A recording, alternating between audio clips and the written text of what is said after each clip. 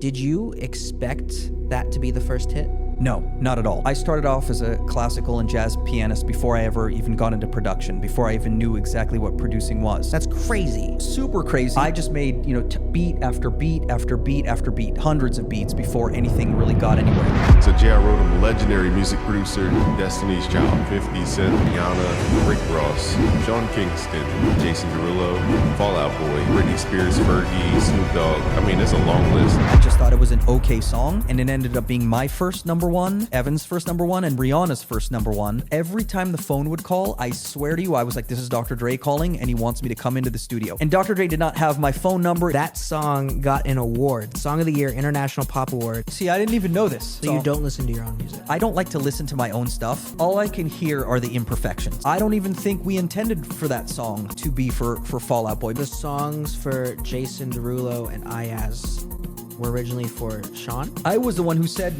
no, not franchise. Let's go with Sean Kingston. He said that you are the most talented musician he's ever seen. And they thought it was too edgy to say In My Bed. So really? Yeah, I'll tell you the story on that. So yeah, we had a ton of stuff. I would love to chat with you for hours. I was one of the first people to use a producer tag, the JR tag. What you say? Super excited today because we have one of the biggest music producers of all time. Been going in this industry for over 20 years, made music for my generation, the generation before, and continues to make music for the generation after. The one, the only, JR Rotem. Thank you so much for joining me on Behind the Wall. Thank you for having me, and thank you for the kind words. Incredible, of course. Out of all the people I've talked to who are songwriters, producers, artists, you've been a part of so many songs. And many people may not realize that your tag is on so many of them. That JR or JR or Beluga Heights, like so many. It's incredible. For anyone who may not know who you are, what are some of the songs they would know you from? Or some of the artists you've worked with even?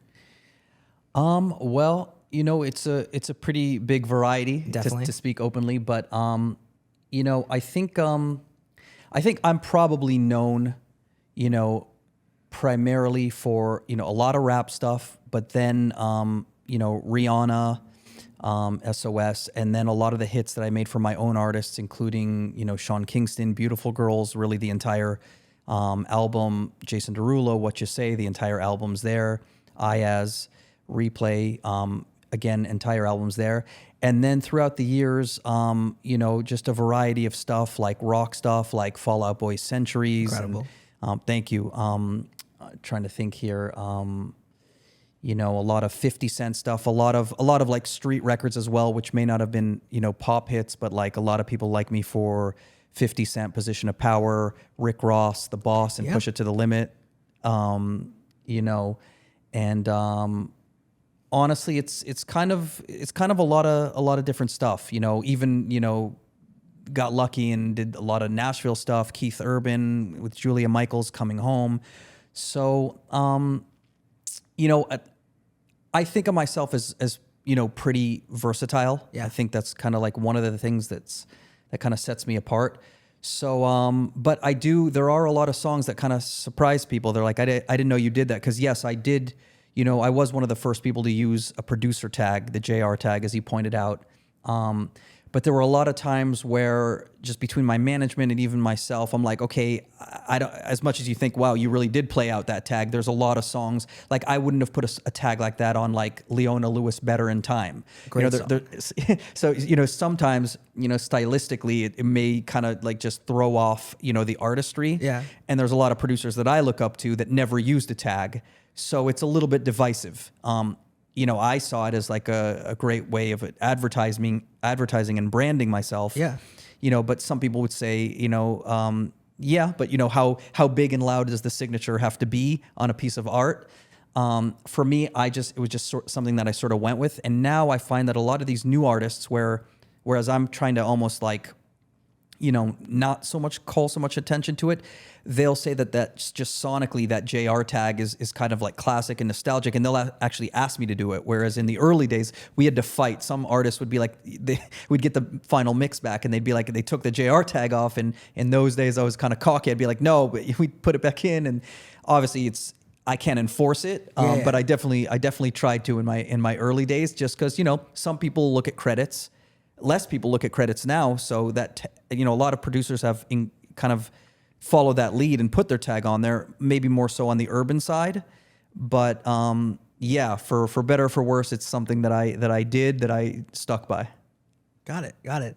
Yeah, I think one of the main missions and goal of this show is to kind of change that, to shine a light on the people and stories behind music, movies, and media. So hopefully, through our conversation today, we'll be able to shine a light on you, shine a light on so many other producers and so many other people you've worked with over the years. And you've worked on so many songs. One of the big things I always like to focus on is a lot of people think of like overnight success. You get a hit really quickly and everything like that. But how many beats, how many songs did you work on until you got your first placement or even your first hit? So yes, for me, it was definitely not an overnight success. It was definitely a numbers game. I think the blind faith that I had in just even moving to LA and thinking it would happen a lot quicker and easier than it did kind of actually helped me sustain through, times of like nothing was happening. But I just kept thinking, no, it's right around the corner. But, to try to answer your question like as accurately as possible, I started off as a classical and jazz pianist before I ever even got into production, before I even knew exactly what producing was. And then when I made the conscious choice to do that and start making beats, I made a ton of beats. And even though in my mind at the time, I was like, oh, these are good. And, maybe I started I was very, very influenced and inspired by Dr. Dre. And I would make beats that I was like, hey, this sounds as good as a beat that would be on Dr. Dre's 2001. And in retrospect, when I listened to it, it was just awful. I was so, I was completely delusional in how I was hearing it. So it took a while. I was at that time, before I moved to LA, I started making beats in the Bay Area where I basically went to junior high and high school there. I wasn't born and raised there, but in Northern California is where I started.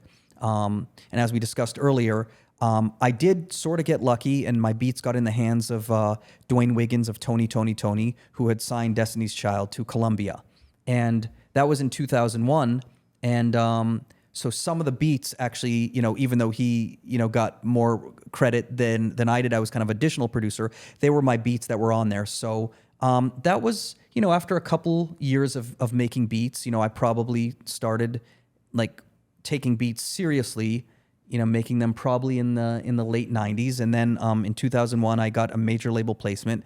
And in some ways, even though that song was called Fancy, it wasn't a hit, it wasn't, the Survivor, it wasn't the hit single, that was kind of like the biggest jump from like making beats completely in a home studio in obscurity to hearing Beyonce on one of my tracks. Yeah. Nothing could really recreate that high, just because, I've had much bigger songs and, bigger hits and breaking certain artists and certain milestones that, are objectively bigger.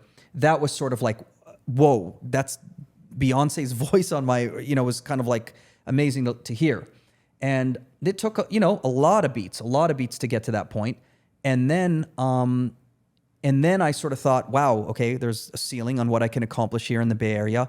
I was, working with like one of the bigger rappers in the Bay Area is E40 and his whole family, his clique, Suga T, his sister. So I kind of gave beats to people in the Bay Area for that. But then I moved to LA and I actually thought, I'm going to be swimming in hits and all this stuff. And really my dream at the time was to play keyboards for Dr. Dre. Mm-hmm. And I just made, beat after beat after beat after beat, hundreds of beats before anything really got anywhere. And in fact, it probably took me a few years of being in LA, even after having that Destiny's Child placement, before, I was able to get anything more happening. And I tell producers even today, it really is, a numbers game, at least for me. I can't speak for somebody else's karma and kind of like their effortlessness or not. But, it's kind of like a repetition. It's like you probably heard like, interviews with basketball players, Kobe Bryant, where it's like you take shot after shot after shot, working relentless. It was definitely that for me, and it still is today. I'll look back at my beats, they're all like labeled on a computer, JR, 5030, JR 5031. And even in periods where I had, amazing runs where it was like hit after hit after hit after hit, there's probably 10 or 20 beats separating, the placements. And that's, and I'm talking about in a period where I had a lot of, activity all at the same time. So for me, at least, it's definitely, it was definitely, I do like to think of myself as a quality over quantity kind of person. I think a lot of producers these days, especially like with Splice and Fruity Loops, it's just like, hey, like, firing them off like, like hotcakes. And hey, if that works for you, great. So I do still take a lot of time perfecting stuff, and I'm very, very, I care about the sonics.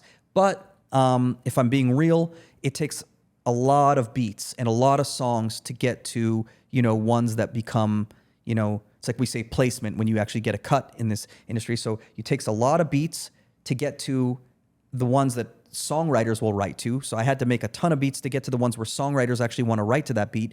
And then I had to have a lot of songs written before they become cuts and placements. And then you have to have a lot of placements to become an actual hit. So it's almost like, you just make thousands of stuff to get to the hundreds of stuff to that kind of stuff. So that's always been the case for me. Would you say that being a classical and jazz pianist has helped you a lot as a producer? I would say yes.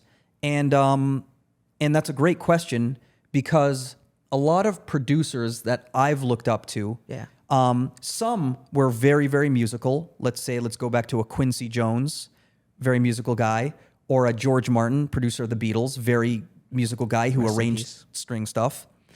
But, there's other producers that I looked up to, like a Dr. Dre, who wasn't necessarily, the main musician of stuff. He could program drums, but he knew how to get the right musicians together. He was almost an orchestra conductor. Timbaland is another example of a guy who's, more specialized at sonics, like his drum sounds, than musical virtuosity. For me, I was always worried a little bit, because I'm a classical and jazz pianist. I had classical training, and I went to Berklee College of Music, so I had jazz training. I thought that, the first couple beats I made, I got a lot of critique from my managers at the time and even songwriters. Hey, there's too many chords happening here. There's too many melodies happening. You're not leaving enough room for a melody. So sometimes when you come from a very musical standpoint, my biggest critique of my early beats was, yes, there was a lot of sophisticated music, maybe too much so, but the sonics were very Casio-ish. I didn't take time to really perfect that. So I think everybody has an Achilles heel, or let's say everybody has different strengths and weaknesses. For me, having the jazz and classical training means that I can listen to pretty much any genre of music, and I can go in with any artist. And because I understand what's happening musically and rhythmically, I can pretty much fit into that. And I could sit very comfortably at the piano with a singer-songwriter. I could sit there, with an Adele and just, go in that direction just as much as I could, make the most hood kind of like trap music. So I think it's definitely helped me. It's helped me in my versatility, that I can jump into any genre and I can be in with any, when I was in with like Gwen Stefani, she was trying to tell a story and she was giving me all these refs of like this particular 80s song or this 90s song. And I know how to be like, okay, let me make some stuff with chord progressions that give us that mood, but obviously like go in its own direction. So for me, it's really helped me. But I do know a lot of people who, producers are like, I even thought I heard Timbaland early in his career say in an interview, I didn't want to take lessons and learn, because I don't want to learn too many rules, because then it's hard to break rules when you know the rules. And I think there is some truth to that. When you learn a lot of rules and you know the name of every chord and you do that, yes, you can go in any direction, but sometimes you're not as free as the person who is completely self-taught or who doesn't know all the musical theory and that kind of stuff and is having to, think about songs, and like sounds a little bit more in textures and color. So obviously that's not my forte, that's not my background, but I had to lean into what I was good at. And I do think that, I am probably, there are other good musicians, producers who are good musicians. But I do think, as far as like being an actual like jazz pianist, and I wish we had a piano here and I could show you, like, I didn't learn jazz in service of, hey, let me learn music so I could be a producer. I was a full-on, jazz pianist without even knowing that I wanted to do production. So I went in very hard, and I'm probably one of the more musical producers, I would say, that I know, especially now. And I think a lot of artists that go in with me know, hey, JR can go in any direction. He can play anything that I want, and that's helped me, I would say. Long answer to your question, but the short answer is yes, it's helped me. Yeah, it's interesting you say that. I talked to Evan Bogart, Evan Kid Bogart, and he said that you are the most talented musician he's ever seen by far. I mean, well, I'm flattered by that first. Thank you, Kid. So listen, I am like very flattered by that. And listen, by the standards of the jazz musicians that I idolized, like McCoy Tyner and Herbie Hancock and Oscar Peterson, I am nothing. My name shouldn't be mentioned in those sentences at all. So if we're comparing my musicianship as a classical and jazz pianist to the people that I was influenced by when I was trying to become a professional jazz pianist, I'm not in that conversation. But if the bar or the way we're looking at it is, okay, but people working in the music industry today, producers, musicians, even, studio musicians, that kind of stuff, then yes, I am in the conversation there. And I can't think of that many other producers who have my chops on piano. My friend and roommate at Berkeley, maybe Jeff Basker, is in a conversation of that. You were roommates with Jeff Basker? Yeah, that's Wait, a funny. what? Yeah, and we were. Jeff was one of the first people I met at Berkeley, and he was one of the people who, was like kind of, because when I went to Berkeley, I didn't know that much jazz, and he had already known jazz, and he's from New Mexico. And he was like showing me Herbie Hancock and McCoy Tyner, and yeah, we actually ended up at a certain point becoming roommates. He'll actually tell you the story. I had to call the police on him one time because I was really OCD and he was really like nuts. But yeah, I mean, we so I go way back with him. And he was more advanced at piano when we first got to Berkeley. But then I practiced 8 to 12 hours a day when I was there, and I got to. Listen, I would love to do a versus or a shootout. I think I have the upper hand on him, but he might disagree. But in answer to your question, then yes, as far as people who can really play, who produce, who are in the music industry, I do think, piano wise, I am in that conversation. So I appreciate that. I don't want to be like falsely humble, but that is, one of the things that probably sets me apart. Got it. That's crazy. I'd love to see that one day, a versus with you and Jeff Basker. One of the things you said earlier is your dream in life at one point was to play piano for Dr. Dre. Mm-hmm. Did that dream ever come to fruition for you? Great question. So, when I came to, Dr. Dre, in terms of just in all genres, but specifically in urban, Dr. Dre is, on my Mount Rushmore of producers. It's like Dr. Dre, Rick Rubin, George Martin of the Beatles, Quincy Jones. Essentially, those are the ones that come to mind. But really, Dr. Dre is really, really up there, And I didn't know at the time when he was doing Chronic 2001 that he had this kid, now known as Scott Storch, playing keyboards for him. So at the time, I was like, I'm going to be the first white Jewish piano player for Dr. Dre. And I hadn't somebody, and then when I moved here, we're like, don't you know about this other guy? And I was like, no, I didn't know that, But when I met my, one of my main managers, Zach Katz, he was very closely linked to the Aftermath crew. He was managing some producers who were working closely with that camp, Denon Porter, High Tech, both of which I collabed with, early in my career and played keys for them. And he was even managing Rakim, which was one of the artists on Aftermath at the time. And so I did get in and do a couple sessions with Dr. Dre. And he was like, whoa, he was blown away by my piano skills, I think, based on his reaction. But I also think, who knows, maybe just my vibe, maybe I'm a little too OCD, maybe I'm too whatever. I didn't find that he was calling me. Like in my mind, I'm like, hey, I want to be his regular keyboardist. I want to be on every single production that he does. And I ended up doing a few sessions with him.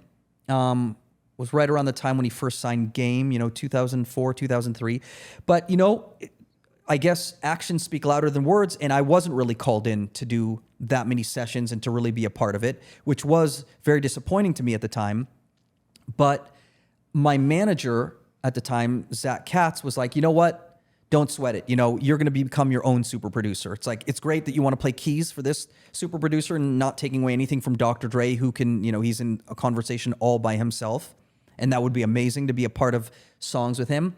But, that dream wasn't really realized just because, I would do everything. I remember I would show up to studio sessions when Warren G was there and hand out my beat CDs. And I was really I was hustling, but it just really didn't, he just didn't end up calling me and having me become he had a crew of people like Mike Elizondo and different people who became his go-to musicians. And sadly, I was not really chosen for that. So it made me have to concentrate on, hey, I'm not going to be the keyboardist or musician for another producer. I'm going to kind of do my own thing on all levels, make my own hits, sign my own artists, in many ways follow the footsteps of some of the things that he accomplished, inspired me to do my own version of them. Not to say that I did it on his level in any way, but to say that, yeah, I had, who knows, maybe if he had liked me a lot, maybe I wouldn't have become my own producer, or maybe that dream would have been delayed or gone in a different direction. So it was a blessing in disguise, because obviously I would rather be my own producer than the keyboardist or musician for another producer. But at the time, it was a disappointing, reality. You said earlier you got your first cut in 2001 with Destiny's Child. Mm-hmm. Amazing. Was there a lot of pressure to get another cut when that happened?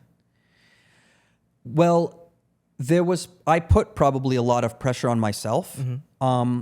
The pressure was, in having just a relentless fire to want to succeed. Also, some of the people that I looked up to, not just in production, were like musical prodigies. I grew up knowing Mozart was this age when he composed this thing, or a Rodney Jerkins was this age when he got in the game. For me, my parents were extremely supportive of my music, but they also were very, very educated people who said, okay, if you want to do music, then cool, go to college and pursue music. Whereas there's a lot of professions where you don't need to go to college for. You don't need a degree. Jimi Hendrix didn't go to music college to become what he was. True. So I always felt like, because I went to college for music and then spent a few years being a jazz musician and then moved to LA, not at age 16 or 17 or 18, there was also kind of this pressure of I'm not like the youngest person who just moved out to LA. So yes, I felt a lot of time pressure to be like, hey, I need to, accomplish more. But I have to say, because I've had a lot of ups and downs since then. Obviously, we're talking about 2001. Yeah. And when I think about my mentality when I first moved to LA, literally not knowing a soul, maybe one music attorney. Actually, the guy who works for Evan, Dan Stewart, he was the only person I had known in LA. And I just think, I remember every time the phone would call, I swear to you, I was like, this is Dr. Dre calling and he wants me to come into the studio. And Dr. Dre did not have my phone number. It's a completely irrational, nonsensical, illogical dream. However, I had a lot of blind faith and optimism that carried me through a time where I was basically just in a studio apartment all by myself in LA, putting up flyers at UCLA to teach piano lessons to support myself after the Destiny's Child placement. So yeah, there was pressure. And I felt like, man, this needs to happen, soon for me. But I also sort of just felt like I didn't look at it statistically like, hey, what are the chances that I'd move to LA and this would happen for me? I was just like, no, this is what I want to do. Why not? Why won't it happen for me? I really did come from that place before even books like The Secret and things like that, where I did sort of feel like, no, this is in my heart. This is what I want to do. And what I want to do is make music that touches the world and follow in the footsteps of the people that were just like icons and legends to me. And I wanted to become one of those people. And so I guess it was a mix of humility and maybe not arrogance, but cockiness from the perspective of, yeah, why shouldn't this happen for me? I'm as long as I live by the 3 tenets of have faith, be positive, be a good person, and work hard, I just sort of felt like, yes, this will happen. So what would you say was the next cut that gave you like that confidence to be like, no, this is what I'm meant to do? That's also a good question. As I told you before, I have the worst memory, but it had to have been, so the whole Vicious Evan thing, is that, I want to say that's 2003, or was that 2004? I'm going to say it was 2003. So when I sort of, Vicious was this white rapper from Detroit that Evan was managing. And I kind of infiltrated that camp. And no, those songs didn't actually come out and get released, but he was a signed artist on DreamWorks at the time, which I think was part of Geffen or, maybe Interscope. So at that time, that kind of gave me the validation of like, hey, I can do this. I can produce with like an artist. So that was a little bit of a milestone. And then when I met Zach, when Evan introduced me to Zach Katz, I think some of my first placements were like Fabulous and Lil Kim at the time and Snoop Dogg, and definitely when we got into G Unit and 50 Cent. And at that time, I wasn't even thinking, album cuts mattered a lot more back then. This was when CDs were still around before streaming. So to get an album cut with like a 50 Cent or like, even if it wasn't a single, was huge to me at the time. I wasn't even thinking, oh, this wasn't the single, this wasn't the hit. It was like, hey, I made it to this album, and I was getting a lot of respect and street respect from people who were like, wow, like you did that. So that's around the time where I was like, yeah, I'm made for this. And then when some of those songs, I started to get better and better and, making more innovative stuff, when I started getting like singles like Rick Ross, The Boss, and Push It to the Limit. So when some of those street records, maybe they weren't Billboard Hot 100 number ones like SOS, but when I was starting to get the singles for some of these people, I was like, okay, yeah, this is, I'm in my zone. This is what I always dreamed of. This is what I want to do. I also kind of felt, like it was all uphill. I felt like I started from really nothing, not knowing anybody, not having any cuts, not having any ties to the music industry, no family connections, nothing like that. And it all seemed to be like this amazing uphill ride, and which I thought would never, ever stop. People would say, hey, just so you know, everyone's career and everything, whether you're a movie star, whether you're a producer, everyone has ups and downs. I never knew a down. For me, it was all, even though I started with nothing, it was that uphill kind of battle. Not battle. It was such an exciting ride that I just didn't think I would hit any kind of like, peaks and valleys. It all seemed to be going up. But around that time, getting those, cuts, I think at that time, and again, we're just having a real discussion. So, I don't mean it to sound, arrogantly, but when I linked up with Zach, my manager, who had the right combination of, he had the connections to New York, to LA, to all the rappers, to all that kind of stuff, because I had no connections.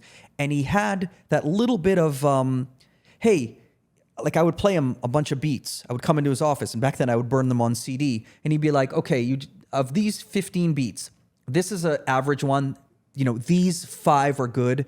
This one, if you dirty up your drums a little bit, like make them bump harder, add some distortion. Like he gave me the right amount of creative feedback to where his combination of creative feedback and connections resulted in maybe more placements than anyone has ever had, like coming into the game. Like maybe something like 60 or 70 songs in a year.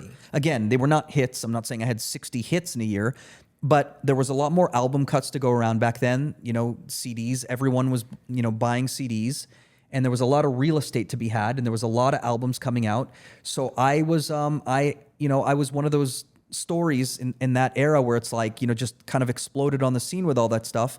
And then it only went up from there to crossing over into other genres, into pop, into making actual #1 worldwide hits, into signing my own artists. So it really kind of exploded from there. How did you go about getting? Were you in the room with all these artists, by the way, like 50 Cent, Lil Kim, Rick Ross? It was sort of a mixed bag. A lot of those rap placements were me making the beats at home in my studio or one bedroom apartment in LA. And then in those days, especially the New York stuff, Zach and I would fly to New York, and you'd go to Sony Studios or something like that, and like it'd be Lil Kim would be doing a session, or G Unit or 50 Cent, and we'd just play on a CD these beats, and then the artist in question, whether it was New York or whatever, they'd be like, okay, I want beats 2, 7, and 9. Save those for me.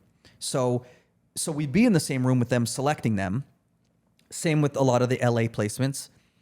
But then one of the selling points of me of being a pianist, which, Zach helped me do, was like, hey, this guy, yes, you can definitely have these beats, but if you have like a vision of like, hey, I want to go in this direction or that direction and have it be a little bit more custom, so to speak, not just pick your best beats, but have him cook up right in the room, then it would be with the artist in the room. So I would get in with not just artists, but other producers that I mentioned and play keys in the room, and they'd play me like an old 70s sample, and they'd be like, I don't know if I want to sample it. Can you give me something like this? And I'd be able to do that. Or if it would be with an artist, I would do that. So I would say it was a healthy balance of, making beats on my own time and selling them, and also cooking up beats from scratch. Same thing with a lot of, some of the songs and beats that I'm most proud of, even till this day, that were not hits, was the stuff I did with The Game out here. The Devil's Advocate and LAX Files and all that kind of stuff. And a lot of that was done by, I would go into the studio and I would vibe with The Game, and it'd be just, a studio full of like Bloods, and it'd be like a crazy scene. But I was there about the music, and I was not intimidated in any way. And so I would play him beats, and based on how he reacted to them and what he liked, that would inform my decision to go back home. Let me cook something like this now that I got his vibe, or now that I know he's selected that. So, even till this day, there's rappers, there's people who want to just hear ready-made beats. Yep. Usually that's more rappers. And then there's people who don't want to hear anything pre-cooked. They're like, no, I want to go from scratch. And that's another one of my, quote unquote superpowers, where it's like, some people could only make beats at home and bring them there because they can't really play. For me, I like to do both. I like to come in prepared and have a bunch of stuff that I hope that they would like. But also if they're like, hey, I'm not in the mood for any of the stuff you're playing me, I'm going in this direction. I'm going in a direction you didn't even know that I wanted to go in. Then I'm like, cool, let's go on that ride. Yeah, let's do it. I like it. You talked earlier about being a jazz pianist, a classical pianist, having all these skills when it comes to being a musician, but you're also very known for sampling. How did you get involved in that world? And it also led you to your first like massive hit. I'd love to hear about that too.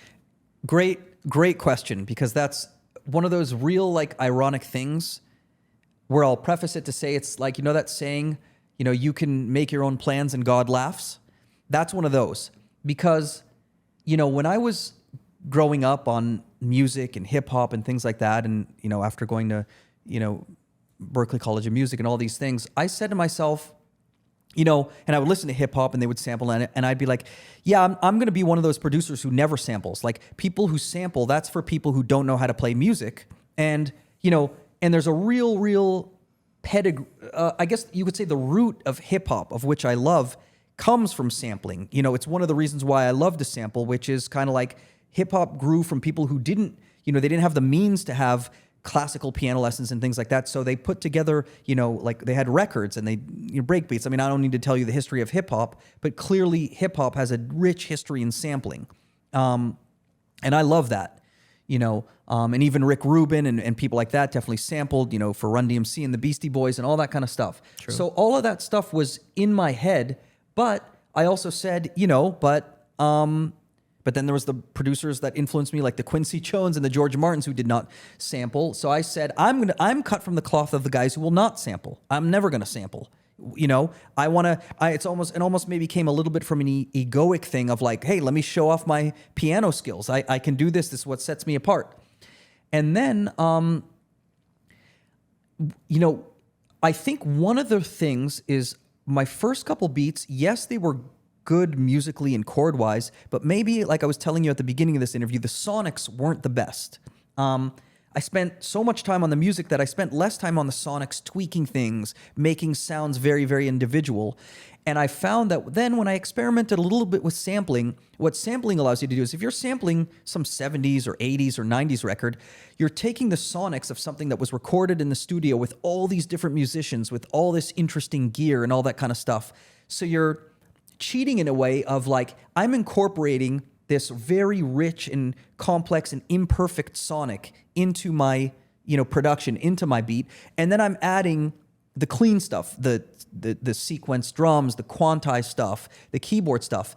And I found that it's like, all of a sudden my stuff sounds more interesting, in some ways than if I was to play every single thing myself. It's kind of like then only one brain went into it. But if I'm sampling all the songwriters who wrote that original song, all the musicians, all the studio musicians, the producers, the equipment. So now you're getting that rich sonic texture.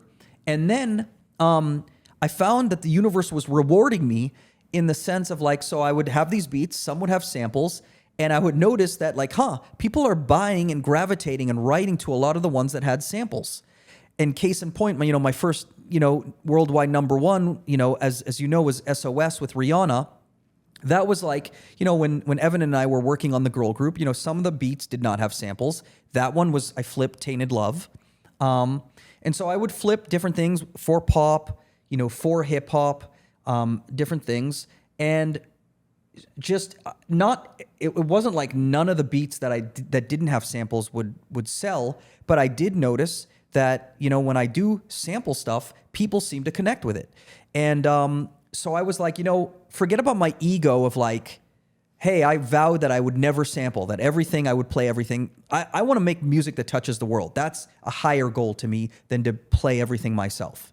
That goal was deeper to me. So I was like, if the universe is saying, hey, this song or this beat became a hit and you sampled, and this song did, and Beautiful Girls had Stand By Me, and What You Say had Imogen Heap, and Centuries had Suzanne Vega, and all these kind of stuff, and Keith Urban had this so yes, clearly I could see why a lot of people, and a lot of people actually don't know that I play and that I'm a musician because they know me more for the songs that really hit, that had samples, and that's valid.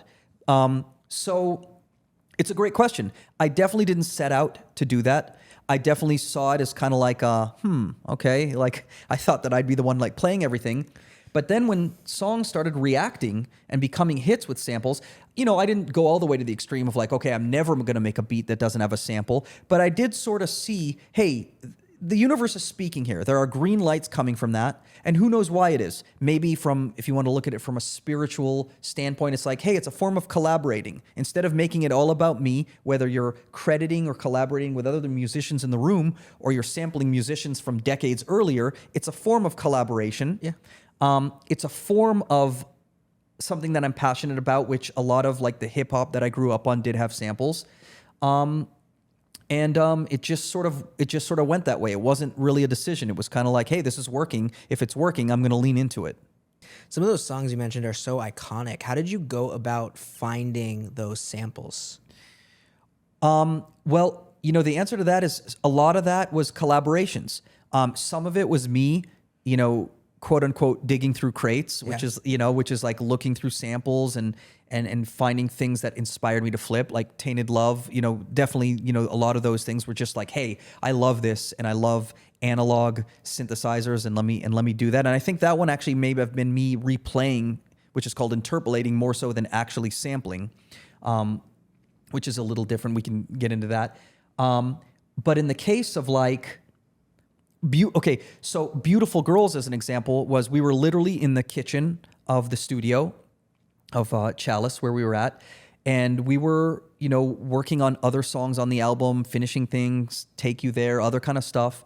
And Sean heard Stand By Me playing just off the little clock radio on the refrigerator, and he's like, hey, let's sample that. And, to me, I was like, even though I was, young in my career then, Sean was, way younger, I was like, no, this is too iconic of a song. You can't sample Stand By Me. There's certain things that you can like sample.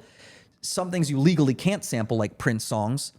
And I was a little bit hesitant, but I was like, okay, yeah, let's do it. So we bought it on iTunes, loaded it up. I added the drums, and that song came about very, very quickly. So that was him saying, flip this. What You Say, I think that was, my brother Tommy, who, by the way, found all our artists. He was the one who knew of this part of the song that was like 2 minutes deep into it, and he played it for me, and I was like, okay, yeah, let me build a beat around that. So I would say, it's kind of been like a mixed kind of thing. I mean, I'd have to think of all the songs and all the samples, but I would say some of the time it was me sort of being like, hey, I want to flip that song. I love that song. And some of the time it was somebody saying, hey, can you flip this? Can you try that? And the idea to flip it would come from somebody outside of myself.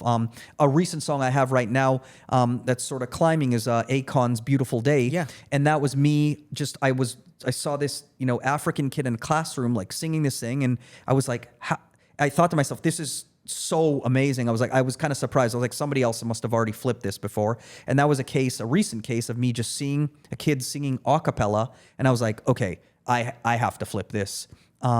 So it still happens even till this day where it's like, if I find something cool, but I'm always open for people showing me something. I mean, honestly, there's some samples that I've been flipping like for the last 10, 15, 20 years over and over and over again. And somehow the right song or hit hasn't been written to it. Yeah. And I don't even want to give these songs away because I'm still kind of like waiting for the right song to work on them. But, unless it's a very, very obscure sample, I swear to you, chances are, like, a lot of people are like, hey, have you tried flipping this? It's like, yeah, I've tried flipping that. I tried to do it for Latin. I tried to do it for R&B. I tried to do it for this rapper. It hasn't panned out yet. One of the craziest ones, I was looking this morning, I was researching a bunch of the songs. Sierra Level Up. Yes. That sample is a remix of We Are Young. Is that right? Yeah, okay. So yes, you are right. And that's crazy. Super crazy. And that one, I have to give a lot of praise and credit to T-Ron, who, it was me, him, and, CC in the studio. And he played me this thing. And this song now is a few years old. And now people know that rhythm as Jersey Club. And so we had the first Jersey Club hit. And I'm not even saying it in a braggadocious way, because he was the one who played me, hey, let's do this like super up-tempo. Doom, doom, doom, doom, doom, doom, doom. I was like, sounds good. Let's try it. So I kind of like did my thing. And I didn't even know that. It was probably some obscure Atlanta DJ who had that, who sampled We Are Young. So I didn't even know. I had no clue that we were sampling that. When I get in the studio, I'm in a very free sort of vibe where it's like, let's just make magic. I don't care if it's just me or 20 or 30 other writers that we're going to have to credit and split the pie however much. I'm not, some writers are like, no, I don't want to sample. I don't want to take some from somebody else because now we're splitting the pie 2, 3, 4, 5, 20, 30 ways. For me, I just want to make like incredible music. Yeah. So I didn't know that I knew we were sampling something that came, like I thought it was just a DJ drum groove. I didn't know that he had sampled We Are Young. So I'm like, they'll figure that out after the fact. But yeah, it's honestly, I didn't even know that until maybe a year or two after the song, when I was like, who are all these like writers? Why are these writers here on that? And I was like, oh, We Are Young. I mean, to me, the song sounds nothing like that. If anything, I was flipping the kind of like drum groove. Yeah, the remixed version of We Are Young. That was crazy. And then the song started going viral on TikTok, and now it has 2.4 like million videos made from it. Level Up specifically. Yeah. And I think so that song really like kind of went crazy. I think part of it was also where Cece was at in her life. People took that to mean, she was newly with her husband, Russell, and she had, broken up with Future. So I think a lot of people, saw that, as they should, as a women empowerment record. But some of these concepts, like, that I've been involved with, that I didn't write the lyrics, so I'm not taking credit, but Centuries, Remember Me for Centuries, or Level Up. These are concepts that a lot of people can relate to in their own life. They might be written from a specific story or standpoint of the songwriter or songwriters who wrote it, but there's something universal. And look, that's a whole nother chapter of like what makes a hit, but it's this combination of something that's innovative and unique to the person who wrote it that can also apply to the listener in their own way. And that's one of the reasons why I think Level Up did that. But it's funny because over the past couple of years, from a producer standpoint, the whole Jersey Club thing has become big, and I didn't even know that was the name for it. That was a very specific rhythm, and that's one of the first hits that was over that rhythm. So I also think, that's another thing that was unique about that record is no other record moved with that specific rhythm it was very fast tempo compared to anything else that was out. Over the last few years, I've sat down with some of the greatest minds in all of music, and they've told me stories and given me some of the best tips that changed my entire perspective on creating. And I'm looking to give that to you because I'm hoping that it can help you just as much as it helped me. My goal with Behind the Wall is to shine a light on the people's stories behind music, movies, and media. It's to inspire the next generation of creatives, but it's also to create the platform that I wish I had when I first started making music, when I first started being creative, when I first started making videos. Behind the Wall has taught me so much on this journey, and I want to take these lessons that I've learned and help the next generation. So I put together 15 of the most important and impactful lessons that I've learned on my own journey from these people directly, from some of the greatest minds in all of music. People like Chris Martin of Coldplay, Benny Blanco, Ryan Tedder, Julia Michaels, Amy Allen, Bonnie McKee, Savan Kotecha. So many of the greatest minds in all of music, people that I had the pleasure and privilege of interviewing. People like Ryan Tedder, who gave me one of the greatest pieces of advice that helped me on my own journey. People like Benny Blanco, who changed my entire perspective 6 years into making music. People like Marshmello, who taught me that as long as something sounds good to you, it doesn't matter what anyone else thinks. And I'm looking to pass this knowledge on to you, which will be 15 lessons from the greatest minds in music, which will be in the description completely for free. And now let's return to Behind the Wall. Going back to SOS, Rihanna's first #1 hit, when you and Evan were making that song, did you expect that to be the first hit? No, not at all. So, with SOS, and maybe this story has been told before, certainly by Evan, so I'll try not to make a long version of it, but at that time when we were working, I really didn't even know what a hit would be. What does a hit sound like? Even till this day, I think very seasoned people will still be surprised. No one can predict it. It's like predicting the stock market. You cannot fully do it. It's out of our control. But in that particular song, that came from, Evan and I were putting together this girl group, 3 girls, and we wrote a bunch of songs for the thing. I was producing everything. We couldn't find another songwriter. So Evan, was like, okay, I'll write the lyrics to it. So we had a body of work for them, and we shopped the girl group everywhere. Every single label passed on the girl group. And at that time, Def Jam, who was run by Jay-Z and Jay Brown, had Christina Milian and Rihanna and some other people on the label. And I think they basically said, Jay Brown said, hey, we're passing on the girl group just like everyone else, but we do like this song SOS. Can we have it? And because we'd already exhausted all our options, and we're like, okay, I guess this girl group is not going to do what we planned on it doing. Evan and I reluctantly are like, okay, garage sale time, sell the songs to whoever wants them. Let's not make this thing be a complete waste of time. And I will still say this to Evan. I thought the song was cool. I thought it was, I'm flipping Tainted Love. So it has that kind of recognizability factor. I thought personally that the song was extremely wordy, specifically the hook just didn't have one word that repeats. So it didn't sound like a hit at all to me. And then when they gave it, I think they gave it to Christina Milian, who passed on it, and then gave it to Rihanna, who was, she wasn't even the biggest priority at the label. And then I heard Rihanna's vocal on it, and I was so married to the original demo that we had, because we actually had a girl with a very, really, really good voice in the girl group. I was like, just sounds okay to me. And then, the song just kind of blew up. So that is 100% one of those. There's been a couple songs that I can count on one hand that I was like, I know this is going to be a hit, and did become one. That was definitely in the other bucket of songs where not only would I have not predicted it to be a hit, I just thought it was an okay song, and it ended up being my first #1, Evan's first #1, and Rihanna's first #1, and really, really opened the door. It rebranded me unintentionally as a producer who was mostly known for rap and hip hop to somebody who was a pop producer. I mean, I wouldn't say unintentionally, because around that time I was like, yeah, I love rap, but I'm versatile. I can do a lot of things. But that really made other people see me in that light. And when that song exploded, everybody, the hot pop stars of the moment, from the Britney Spears of the world, who I work with extensively, to, even people who were like the Paris Hiltons, everybody who had a record deal at that time, they all wanted to get in. And that song really opened a lot of doors that I would have never expected it to. Yeah, you and Evan go on to write a song with Paris Hilton, And then a really interesting one that stood out was you, Evan, and Ryan Tedder all made a song with Ashley Tisdale. He said, she said, the only Ryan Tedder, Evan Bogart, JR Rotem song to this day. Yeah, that's true. That's true. I mean, it's funny. That was a fun time where it's like we weren't that precious, so we were getting in with all these Disney stars. It's not like we had this like snobby vibe of like, I have to be in with Amy Winehouse and the people who had credibility. It was kind of like we were just having fun. So yeah, we were in with like the Cheetah Girls and Ashley Tisdale and this and that. So we kind of went on a run like that. Like after that, we kind of sort of like went in separate ways, and I started, doing different types of things.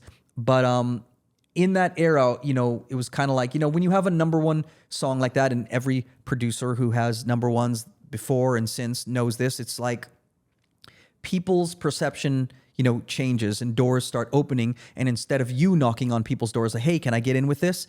Everybody wants to keep drawing from the well of something that's working. Yeah. And so certainly like SOS was that. And it probably goes back to that earlier question you asked me of like, so what happened with sampling? Well, SOS was my first, worldwide number one, which came from flipping a beat. So obviously I'm like, okay, I should probably do this more.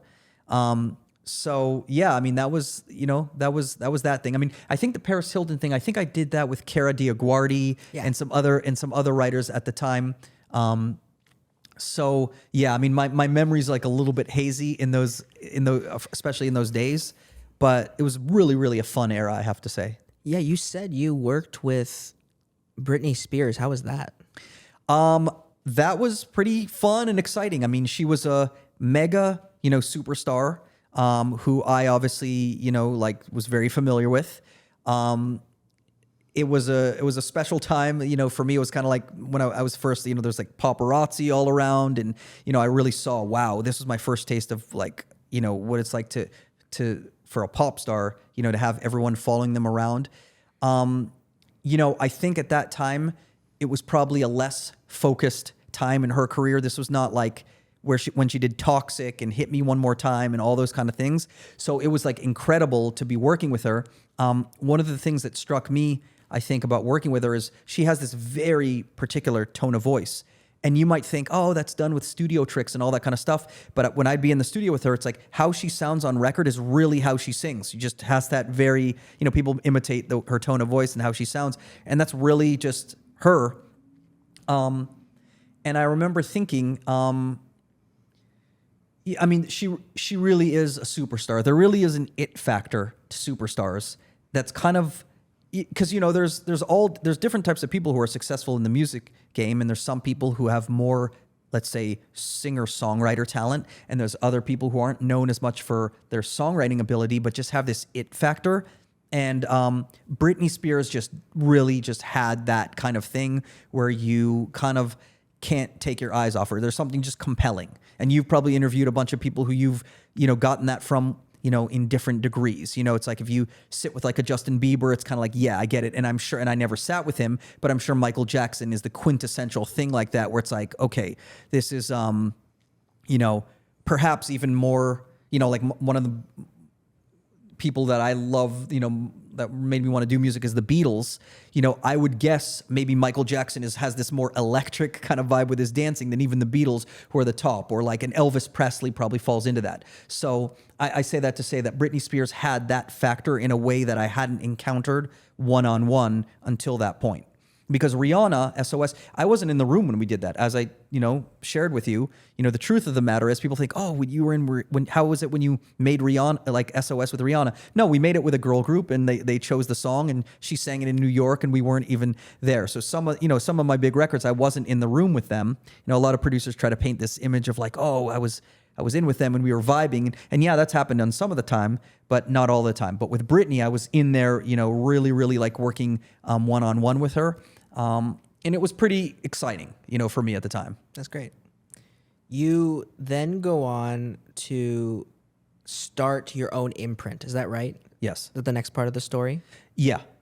I mean, there was a lot of things in the middle there, but basically, yes. Around 2006, 2007 is when we started Beluga Heights, which was essentially a 3-man company of myself, Zach Katz, who was my manager, and my little brother Tommy, who is a real, like, my secret weapon. Because, he never worked at a label, so he's not known as this like famous A&R.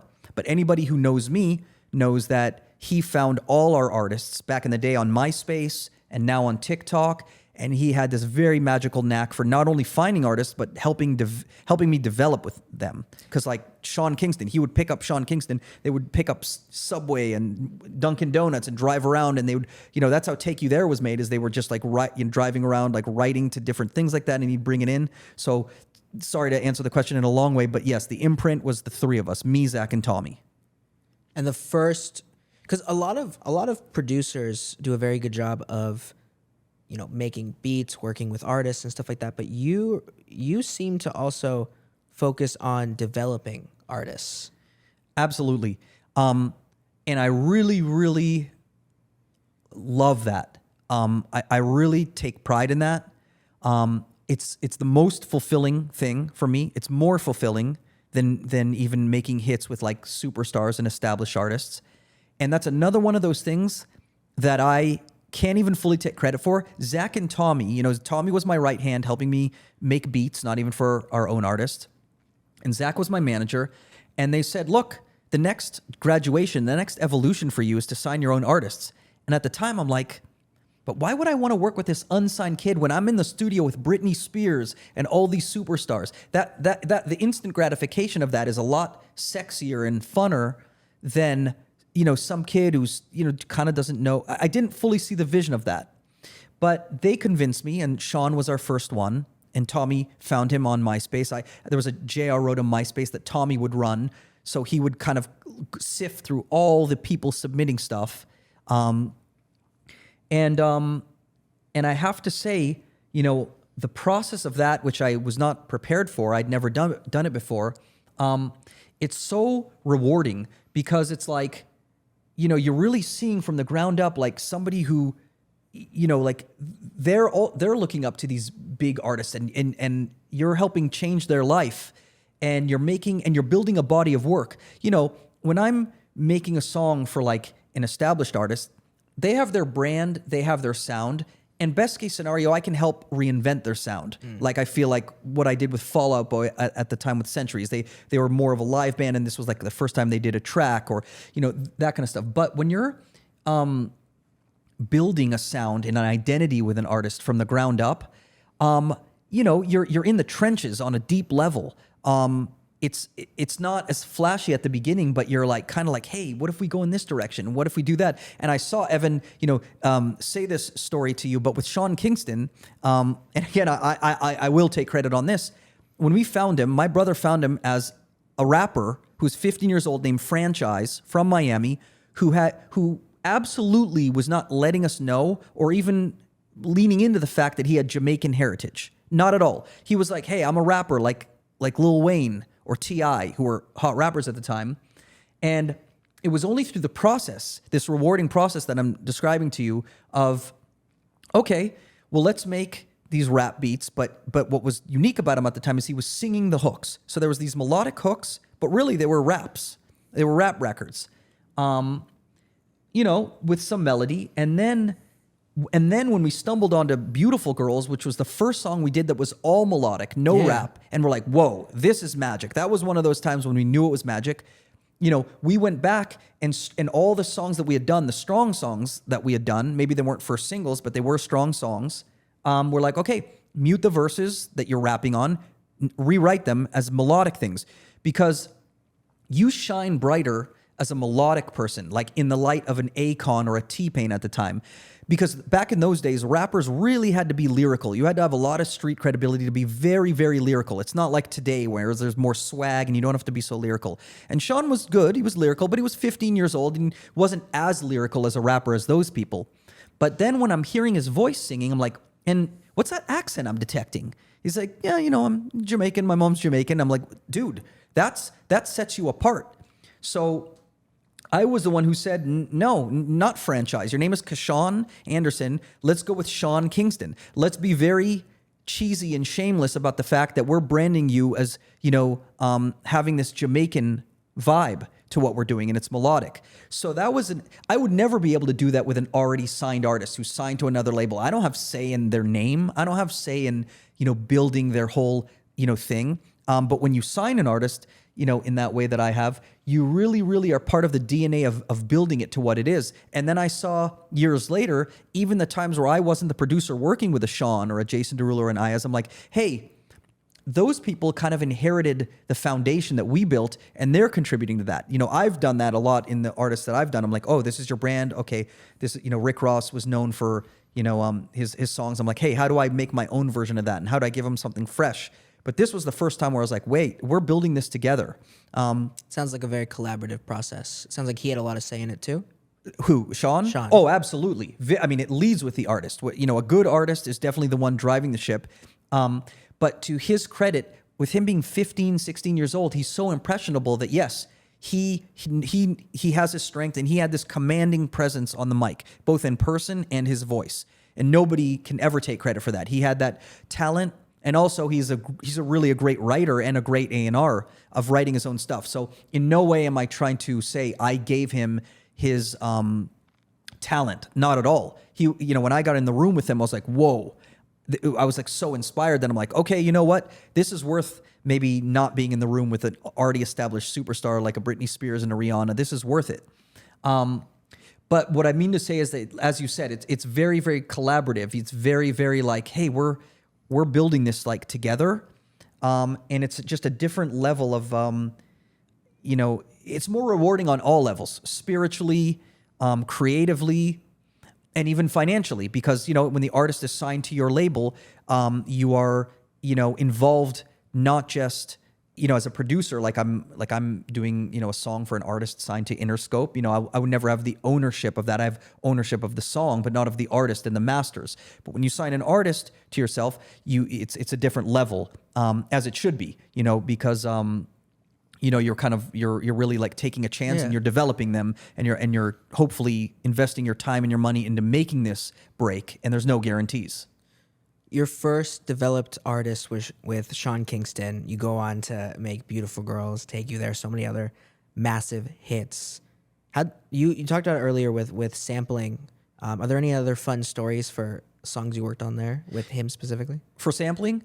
Or just for producing? Yeah, well, with Sean, are we on that first album? I mean, it was just unbelievably fun.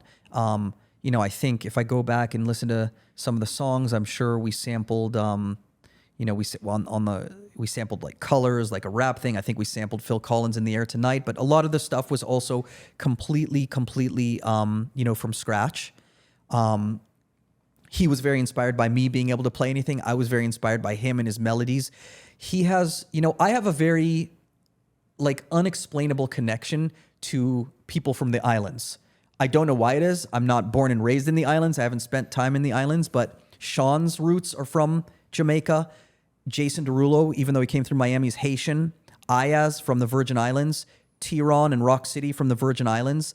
And they have like a gift of melody that is really, really, I'm not trying to be like stereotypical, Swedish people are also amazing at melodies. Certain places, their melodies like really, really inspired me. I've always, for some reason, made great music from people with, who come from islands. So when you're saying like, some of those stories, I don't remember all the songs on that album. I produced that entire first album and most of the second and third albums.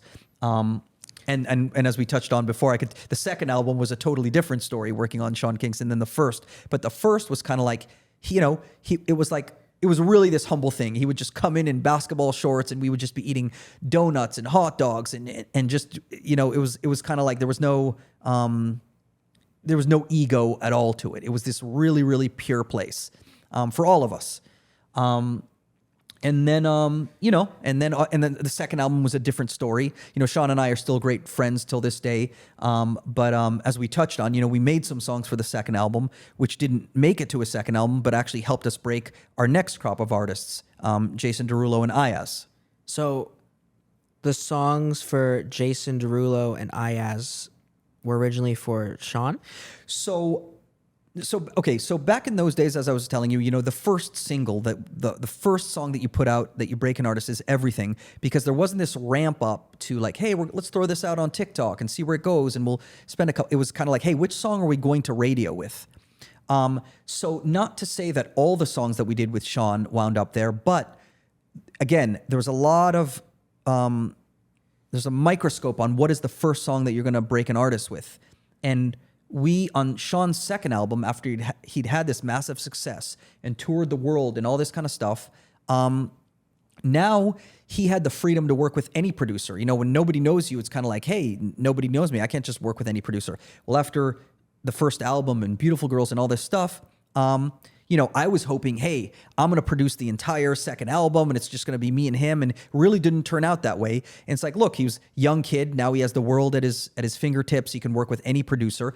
And we did, again, Tommy was the one who found Jason and Iyaz, but we were working on his second album when we did What You Say, an early version of What You Say for him.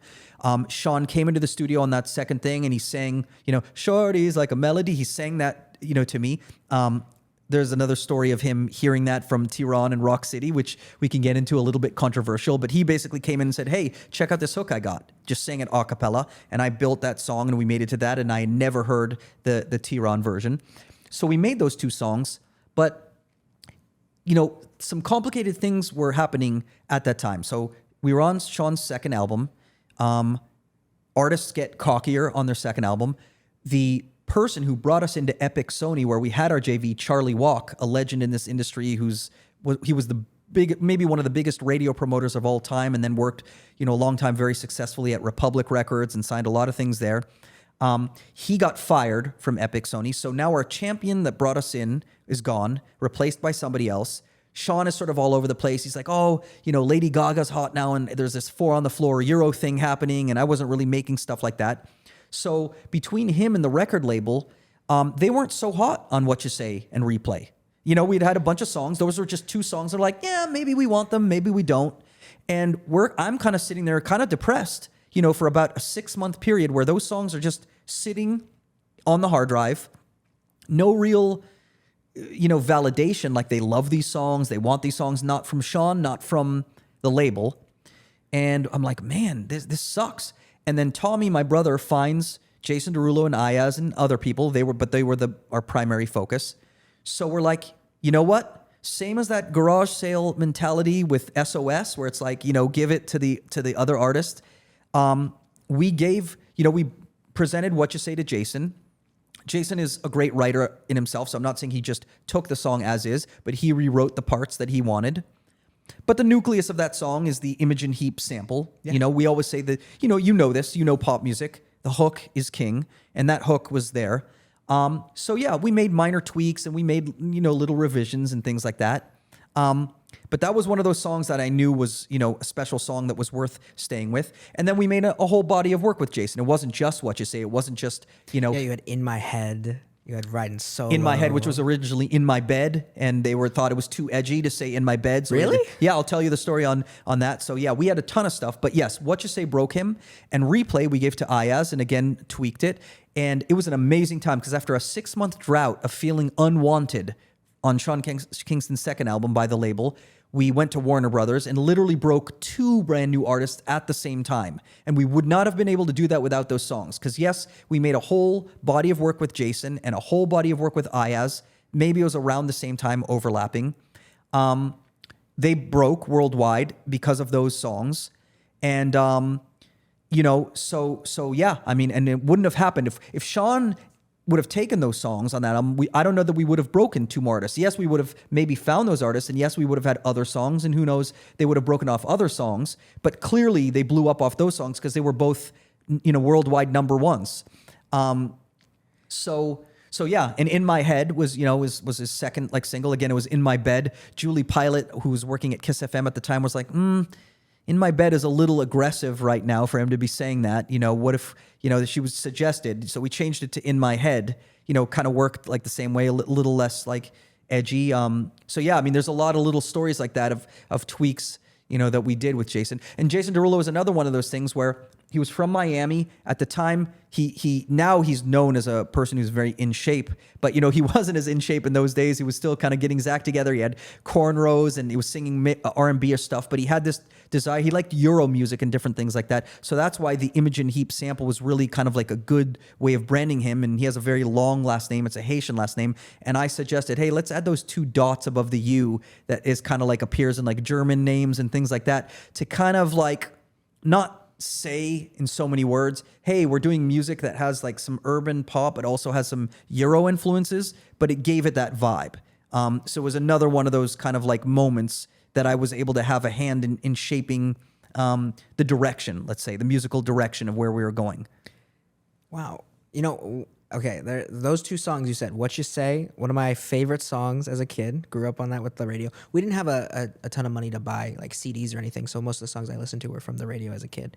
And that song, such a fan of that. I didn't know what sampling was as a kid, so I didn't know like who the other artist was for the longest time of my life, and then I figured it out years later.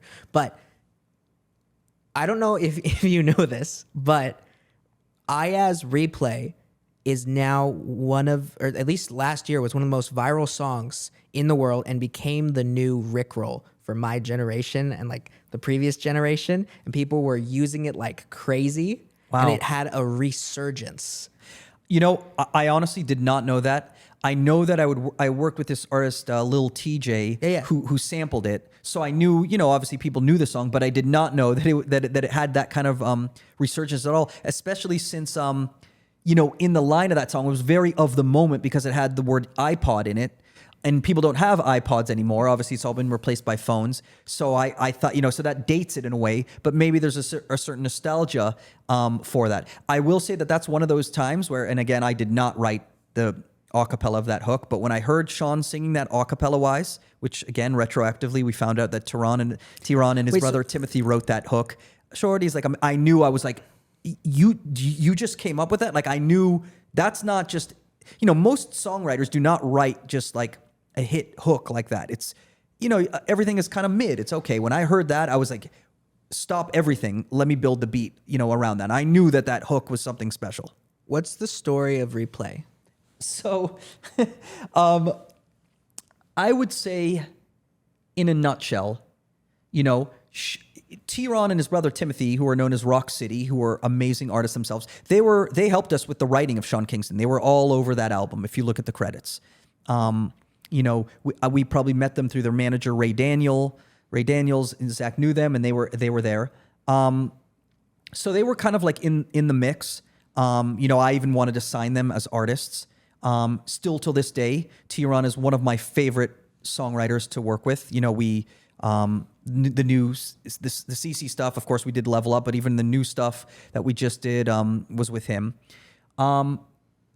Sean came into the studio, on that second album, and he sang that hook. He's like, check out this hook.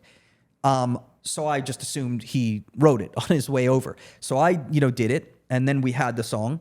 And then Zach, our manager, probably played it around, and then Ray Daniels said, that Tehran and Timothy, wrote that. So what I think happened is Sean heard that song. He must have been interacting with them when I wasn't there. And, listen, maybe he added his twist to it, and he definitely wrote, a lot of the pre-hook and the verses, as I recall. But to give credit where credit is due, that hook, I think, was written by them, and Sean heard it, and I didn't know, because I wasn't in the studio with them. So we only found that out retroactively when the song was out. And Tehran would say, he was like, yeah, and that got us our first enormous pub deal because that song blew up and they got their proper writing credit and splits and all that. And, we were a little bit like embarrassed because I'm like, I would never take something from anybody. That's the thing with intellectual property. How do you know who made it? I don't know. I mean, I didn't write that hook. Sean sang it to me. So that's the story that I know. Now, Sean may have a slightly different take on it. He may have, I don't know what was done in the room, but I do think that that hook, in a nutshell, was a Rock City song that Sean heard, and Sean, tweaked, and he wrote like around and that kind of stuff. But if you look at the credits on that, Rock City are definitely on the credits of that. So, at the time, you have Iyaz, you have Jason Derulo. How else are you helping developing these artists with their songs and everything like that? How else? Yeah. Like in terms of the creative process? Yes. So listen, I'm, you know, I like to say that I wear two hats, one as a pure producer and one as an executive who signs and develops people. But that is done in a lot of different ways. Some people sit behind a desk and are making more like marketing decisions and social media decisions. My work is primarily done in the studio. So I would say that, yes, I'm definitely creating songs. I'm first of all feeding off the artist. What direction do you want to go in and all that kind of stuff. So it sounds like it's primarily just making songs, as another producer would do. But as I highlighted before, it's a little bit like, how do we make you shine in the best possible light? Not just how do we make a hit song, but, you know, how do we play to your strengths? In the case of Sean, it was like, let's lean into the melodic side. Let's lean into the Jamaican side. That gives you your own identity. In the case of Jason, it's like, let's choose the right sonics, like maybe some more like Euro kind of dance stuff, but set to like urban drums. So it's kind of a hybrid. It's not necessarily the 4 on the floor stuff. So it's kind of making those musical decisions and then the decisions with, you know, the name and how do we market it. And then there is that side of where we are, because we did this with major labels, right? Beluga Heights is not just an independent company that had its own distribution. With Sean, we partnered with Sony Epic. With Jason and Iyaz and, you know, other people that we worked with, we partnered with Warner. So we're sitting with the execs at Warner going, what are the singles? Like, let's all weigh in on what we think are the strongest possible songs. What is the order that we're releasing them in? How do we... And some of this was before, you know, TikTok and social marketing, but it's like, what about their like outfits? Like, you know, there's a lot of different stylists and things like that. And when you're part of the label, obviously the artist should have the most say in how they're presented. But when you're given a bunch of choices, like, hey, here's a photo shoot and here's Jason or Iyaz or this person in all these different photos, you know, it's kind of like weighing in on in which way does he look the most iconic? In which way is he the most relatable? So it's making all those decisions both on the visuals and on the sonics as to what is going to help this person's career beyond a song. When I'm doing a song for somebody else who's signed, you know, my job sort of ends with making the best possible song, and then it's mixed, and then it's out there, and I don't have any much say in the marketing or anything like that. But when the artist is signed to me, even though my primary role is I'm not the social media marketing expert, but I'm weighing in on those decisions. You know, the label's sort of outsourcing those things or getting somebody who's specialized in those things, but then somebody has to steer the ship.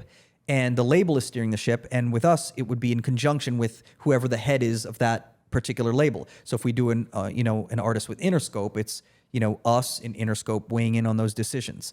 So it's a lot of micro decisions. You know, as I recall, you know, when we first shot the video for What You Say, I think, you know, there wasn't enough shots of Jason looking right at the camera. It was all very far away, and we're like, hey, people are not going to know his face. I think at that time, I think we probably scrapped the entire video. Budgets were different then. There was more money to spend, and we reshot the entire video. That's just one story that comes to mind. And that came as a result of us all being collectively unsatisfied with, hey, no, you know, we need to see more. You know, he needs to be presented in a better, you know, light. It needs to be more him, less like background stuff. You know, little things like that. Even mixes, like how do we mix this the right way?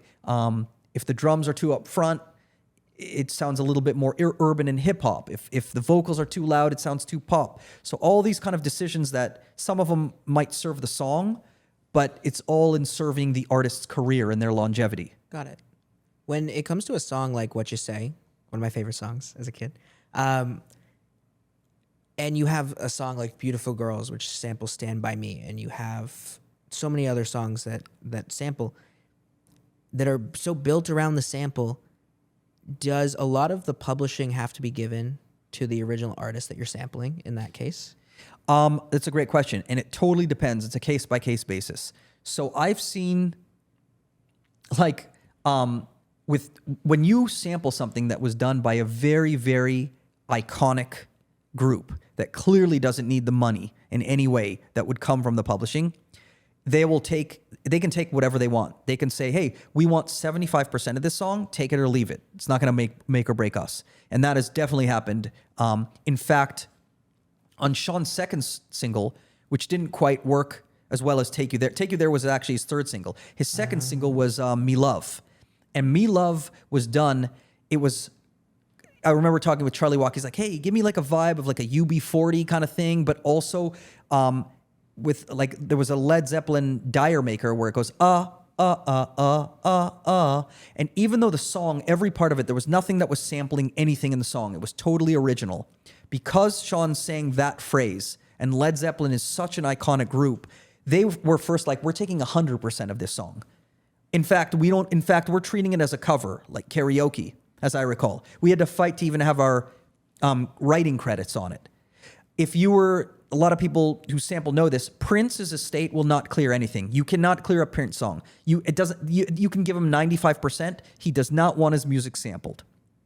But that's a rarity. Most other people will say yes to their songs being sampled, and then it's a negotiation between publishers and the original people who wrote it. So where I've seen things be as aggressive as taking 75% or even 100%, that was the most aggressive I saw. There were other songs that I sampled where if you interpolate a small thing, maybe the original people will come and ask for as low as 10%, but really probably 25% is on the low side. 50% might be average, but really, honestly, it depends on who you're sampling. Depends on how much of it is you're sampling. Like the original publishers could say, hey, you are shamelessly taking so much of this entire, intellectually property that we're going to take an aggressive position here. Whereas other times it's kind of like, hey, we're just taking a little bit. Then there's been other cases where this hasn't happened to me, but I think it's happened to Bruno and things like that, where it's like retroactively they're making a song that clearly it feels like a vibe of something else, but then the estate will come back and say, I think that happened to Pharrell and Blurred Lines with Marvin Gaye, where it wasn't so much, it used to be that sampling was this very mathematical thing. If you take whatever it is, 4, 5, 6 notes in sequence, and that's how you recognize if it is. But then it started being, no, if it's kind of like if you're taking the vibe of it or the essence of it, it's kind of a very blurry line, no pun intended.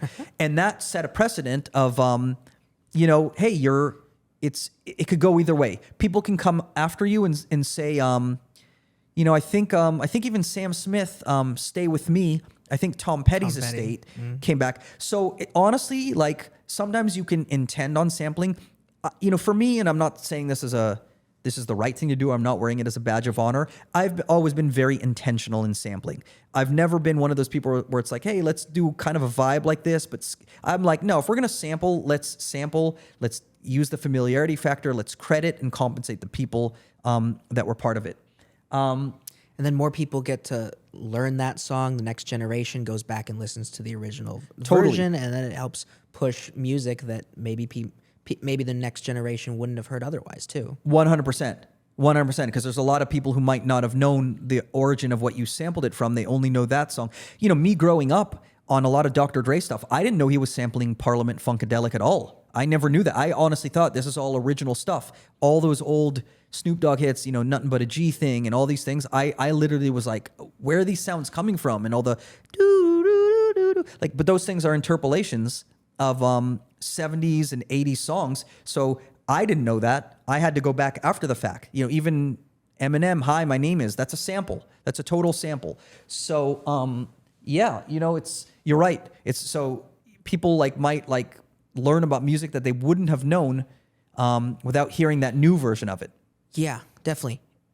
You have this huge successful run of just hit after hit after hit with all these artists you're developing and everything like that. It's around 3 years, 2006, 2009, probably even goes further than that. Did you have a lot of pressure at that time to keep performing and continue to get hits? Yes. I would say yes.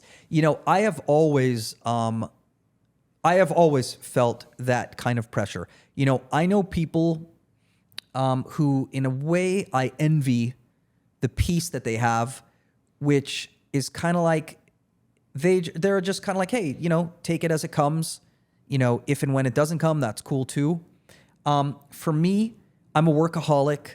I'm obsessed with this. This is not, I'm sure that a lot of people that you interview, because you interview people on a very high level, are not hobbyists. But I would say, for me, and I'm around, people, my peers who are very successful and work very hard. I do think I probably have put more pressure and have probably made myself more miserable than I should at attaining that. And during the periods, as we talked about, there's ups and downs, and during the downs, every single songwriter, I've seen their ups and downs, and I feel like they've treated their downs probably healthier than I have. I think I always put a lot of pressure on myself, and because I was so inspired and influenced by truly, truly like remarkable greats, it's hard to live up to, those greats, especially when you're looking at their career in retrospect and you're only seeing the highlights. And also, my friend, my old engineer, Greg Ogan, who was there all during the Sean Kingston stuff, said, JR, you're what's known as a lifer. Like, you're doing this for life. There's a lot of producers who, kind of had a run, and, they were like, hey, cool, I got a taste of that. Let me do some other things. Even if it's within music, let me do some other stuff. I'm not a very well-rounded person at all. I'm a very obsessive and extreme person.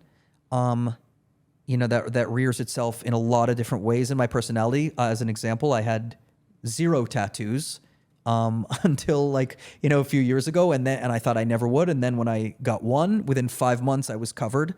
So that we can, there's aspects of my personality that are like that. And I've always been that way about music. I wanted to, I remember when Christmas break would come around and everybody, the industry shuts down for a minimum of 2 weeks. And honestly, it's become like 4. I remember always being like, no, that just feels so unproductive. I don't want to do that. I never wanted to take vacations. I only wanted to achieve. And some of that you could say is coming from like maybe an ego standpoint. But I do think the deeper part of me is kind of like, but I just, it's so powerful to make music that touches the world. It's so crazy. And you have your own, version of that, like where you're doing these interviews and when they go viral and they're hitting so many eyeballs, there's a real like satisfaction and like, hey, whatever I'm doing, whatever my gift is connecting with the world on a deep level. And that could be anything. And everybody has completely different gifts, but they're all just as valid to each other. And when you feel like, wow, there's the power to really touch these many people, whether it's entertaining them, whether it's sports, whatever it is, I feel that that's my purpose. That's why I'm on Earth.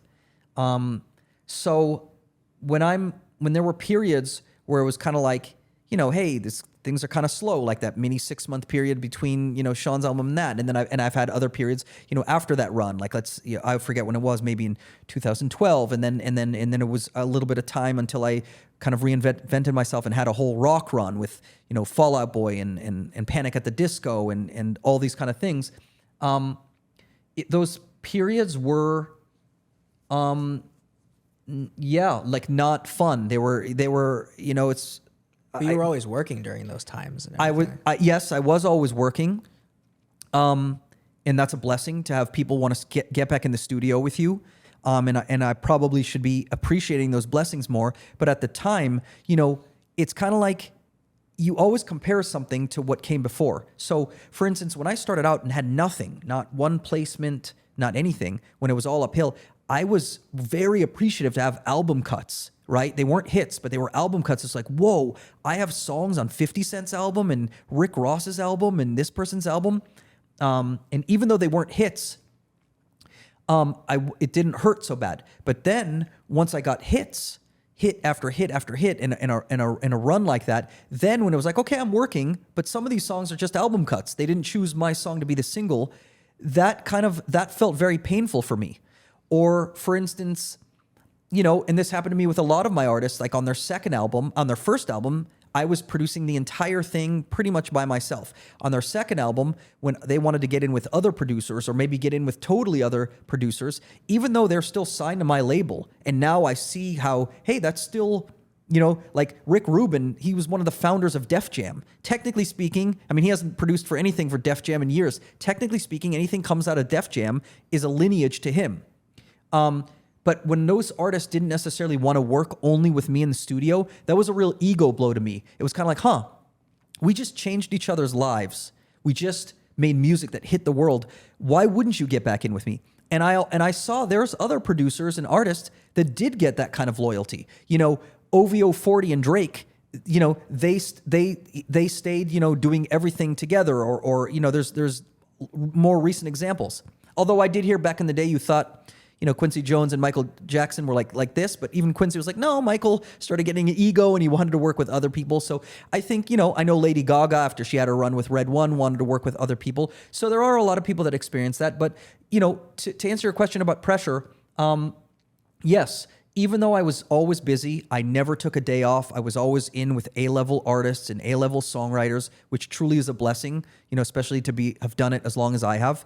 It really stung and it hurt when some of those songs weren't a hit, or when I went on, whatever it was, sometimes a few months, sometimes a couple years where there wasn't like a big hit and it was placements. That kind of felt like, that's not as good as, just like, all that kind of stuff. So there was always a lot of pressure. There still is a lot of pressure. And I do, most of the peers that I started out doing this with, they're probably not still here. They may have transitioned into chapter 2s in their career where they're doing something different. There's very few people who are still doing the same thing. Yeah, you've been going for over 25 years, maybe longer. Yeah. I mean, there's cases, obviously, like, the people that I look up to, the Rick Rubins, but, even Rick Rubin, he's doing podcasting and he's writing books and he's transitioned into other things. And I've often thought, and even spoken about this with Evan, like, because Evan is a guy who wears a lot of different hats, and he is well-rounded and he is good at a lot of different things. He is. And I'm not like that. I'm more very extreme. I do a couple things really, really well, but I'm clueless about other things totally. So I haven't found, and now maybe we're getting just a little bit in more the personal thing. I have yet, even though I've searched for, I need to have a hobby, or I need to do this, or I need to do that. For me, it's what still gets me excited is making like special songs that connect with the world, signing new artists and breaking them. It hasn't really, nothing else has organically appeared that has really, really like interested me, to really dive into. And sometimes I'll be honest with you, the music industry is not an easy industry. People say, hey, I want to get in the music industry. It seems fun. It's like, no, don't, unless this is the only thing that you can do and that you want to do. Okay. My honest advice is do not do it, because you will not be able to sustain the relentless rejection. We said it's a numbers game, right? If I have to make 10 or 20 beats to get to a placement, that means that's 20 no's for every one yes. Sometimes 50 no's, sometimes 100 no's. And sometimes I think the thing that keeps me going is like, I am not passionate or good at something else. And if I was, maybe I would do it, because, there's a lot of pain, even when you're starting out. And then even if you want to have a career of longevity, whether you're an artist, producer, or songwriter, you're going to have ups and downs. Music a lot of times is not always, it's very youth oriented. People always want the brand newest thing, and you can only be the new kid on the block one time, right? You can only be the new kid on the block once, and then after that, you better be able to, sustain it and reinvent yourself. And that's easier said than done. It's and a lot of it is luck and blessings. But if I'm being honest with you, and listen, you'll probably talk to other people who are more zen, maybe Rick Rubin has I feel like that guy maybe has not been as hit driven as possible. It's more like, hey, let me get into a vibe and make albums. And sometimes I'm like, I wish I could do that. That sounds peaceful. Let me just make a whole album with somebody. And, I hope that I can do some version of that. But for better or for worse, I'm still here. I'm still doing my best, trying to make the best possible music with artists, trying to follow their journey, trying to, make them shine in the best possible light. I'm still most passionate about developing and signing my own artists. But even that, there's peaks and valleys within that too. Because you can't, I might find an artist that I love, but because they spiked on TikTok, I'm competing with every major label to sign them. And I can't do that. Or it might be a minute until I find somebody that I'm like, hey, I actually want to get in the studio with you and roll my sleeves up. And in those periods of quiet, I'm working with other things. I'm working with up and coming rappers that are signed to, this major label or that major label. I'm even till today, there's rappers that are inspiring me that I'm working with, like Bossman D-Lo and Huncho, and El Snapo, and unless maybe you're in the rap world, you know, they're still kind of like making a name for themselves. But I'm still passionate about that. There's still kind of like this thing of just like, I love to make music that touches the world. I sort of feel like that's my gift and that's my passion, and that's my I haven't found another passion to replace it. And there's been times where I'm like, I wish I could do something else, because man, it's, you know, there's been periods where I'm, you know, hey, like I'm less relevant than I was, and I've seen it go up and down. Yeah, there was a period of time. You said earlier, it was around, I think it was 2 years or so, after the big run, where there wasn't a ton of hits happening for you. And I actually talked to Justin Tranter about their experience with this, because then you go on to write one of the biggest songs, Century's Fall Out Boy. And no rock group was really sampling at that time in general. How did that song come about? Well, listen, I'll tell you my take on it, my experience, and Justin, you know, has his own, but that was, you know, when I first, so I was in the studio with this other talented writer, Raja, and she was like, hey, I want to bring in Justin. And at that time, he was very new to songwriting. I think he'd been on tour with Lady Gaga and just different things, and wasn't known as a songwriter, certainly had never had hits. But right when I got in the room with him, I was like, okay, I don't care what this guy's track record is, what their track record is. This is magic. And he's great at melodies. They're great at melodies. But Raja, at that time, we had this kind of like trio, and I've been lucky in my career to have, you know, I first had it with Evan, this kind of chemistry. So that was a chemistry where the three of us, like Raja would freestyle melodies and Justin would have like lyrics and concepts. And, but very, very quickly on, I was like, there's chemistry here. This is magic. And I think at the time, if I'm not mistaken, I don't even think we intended for that song to be for Fall Out Boy. Maybe we were like writing the tracks, and I had like samples and different things, and that was a track that I had. And Justin came in, and they had the concept of centuries. Yeah. So we put it all together over that track, and we were like, wow, this is amazing. And I think, you know, we shopped the song to different people. Maybe for all I know, we were even thinking, oh, could this be Rihanna? You know, could this be this? It could have been like a lot of different people. And then it was a lucky thing that it got in the hands of Fall Out Boy's manager, and it went to them, and they loved it. And they added real instruments. This kind of started like a little bit of a trend, and certainly a thing for me where I got in rock bands, where rock bands were starting to be less rock bands and start taking outside ideas, especially like they had already done their thing, and everybody needs to be reinvented. Yeah. And Fall Out Boy at the time were no different. So they had heard this hook, and they're like, yes. So it started off as a complete just track on my, you know, Pro Tools session, but then they recorded all the real instruments, real drums, real guitars, and I blended those elements of real and live instruments with the programmed elements and the samples, and it became that. And they, you know, wrote verses. You know, I don't have like the best memory, but that definitely. I didn't even really feel the impact of that song because I was never really in rock music. I was kind of like, you know, I was only listening to pop stations at the time, and I wasn't really into sports. That song became a sports anthem, like a lot of Freddie Mercury songs. I see a lot of parallels with that. And it probably got synced a lot. It got synced a ton. Yeah. But I remember at the time thinking, man, I wish it was bigger, because I was listening to more pop stations and more rap stations. So I didn't even feel the impact of that one until retrospect, when it was kind of like, wow, this, you know, everybody knows this song. But yeah, that was the beginning of a run for me and Justin, and you know, where we did a lot of things, including and they brought me into Gwen Stefani, where we ended up doing her whole album, or with Julia too, right? With Julia Michaels, exactly.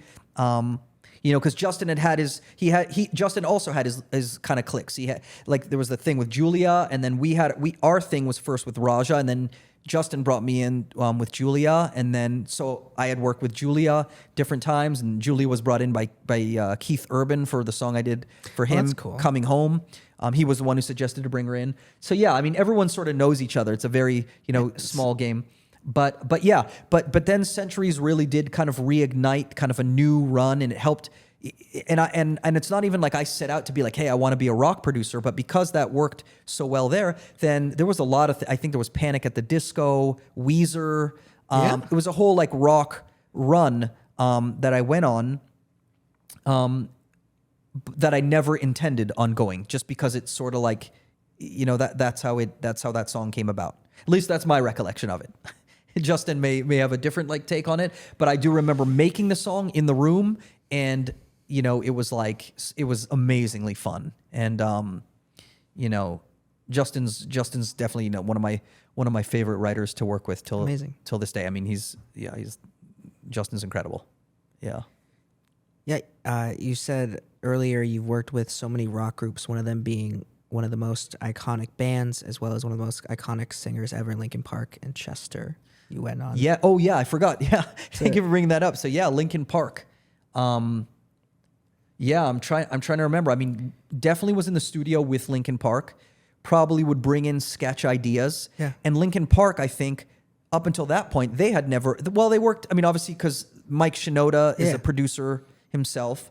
But I do think they had gone in the studio with Rick Rubin before me, because they were telling me, because I was so fascinated with stories about him, so they were telling me about him and that kind of thing. So yeah, I mean, that was incredible.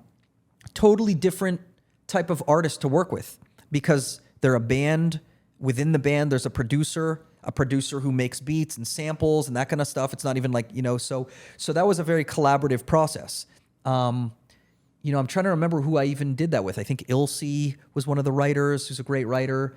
But to the best of my memory, I think it was a very collaborative thing where I would come in with sketches and then they would add live instruments. And I've always loved that kind of juxtaposition of tracks, because I'm a pianist, but my beats are very like track, oriented for the most part. But it's always amazing when you combine organic elements. And it goes back to your original question of like, hey, why do you sample? Because songs, can sometimes have a very rich, thing when it's a hybrid of like organic sounds and keyboards and this and that. And that's why I think that, that collaboration was really cool. If you asked me more about it, I would probably remember, but I literally forgot about them. And yes, if I was to list the rock groups that have, worked with, they definitely are, at the top of my list of like, I was very fortunate to work with them. Yeah, the song you worked with him specifically is such like an intense and emotional weight given its timing. Right. Yes. Yep. What was the name of that song? Talking to Myself. Talking to Myself. Yeah. Yeah. So, I mean, obviously we all know about, the tragedy with them, that I wouldn't even want to touch on, because it's not, I didn't even go through those experiences with them. Yeah. But yeah. Now you're bringing back like memories. Yeah, that song was incredible to be a part of. 'Cause one of the things that's so magical to me, there's some producers who are good at also writing, like words and lyrics and concepts. Like a Pharrell, he's 100%er of the Happy. Yes, he's worked with other people. I'm more purely on the music side. I'm good at like telling a songwriter or an artist, let's repeat that word and make that hook more catchy, or even trying to help them level up and be like, that thing that you think is a hook is actually more of a pre-hook. I think we need to go somewhere else. So I'm, as a producer, that's one of my jobs. What I don't do is come up with the lyrics themselves and the concept themselves. So for me, when I come up with a track like that, like Talking to Myself or Centuries or any of these things, I sometimes didn't know what the song was going to be about at all. This was just a cool vibe to me, or cool chord progression. And then it takes the songwriter or the artist to be like, this is the way this makes me feel. And I'm always like blown away by the song. I never would have imagined that this song would turn into that, kind of song. That's mostly what happens, because I'm never the one who's coming up with that concept.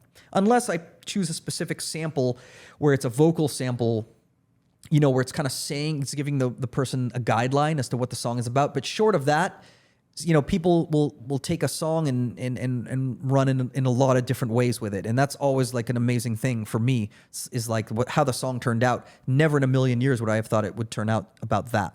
Yeah, one of the things I really wanted to touch on is you've been in this industry for so long, having hits, working with so many artists. How have you managed to adapt and evolve while also staying true to who you are as a music producer?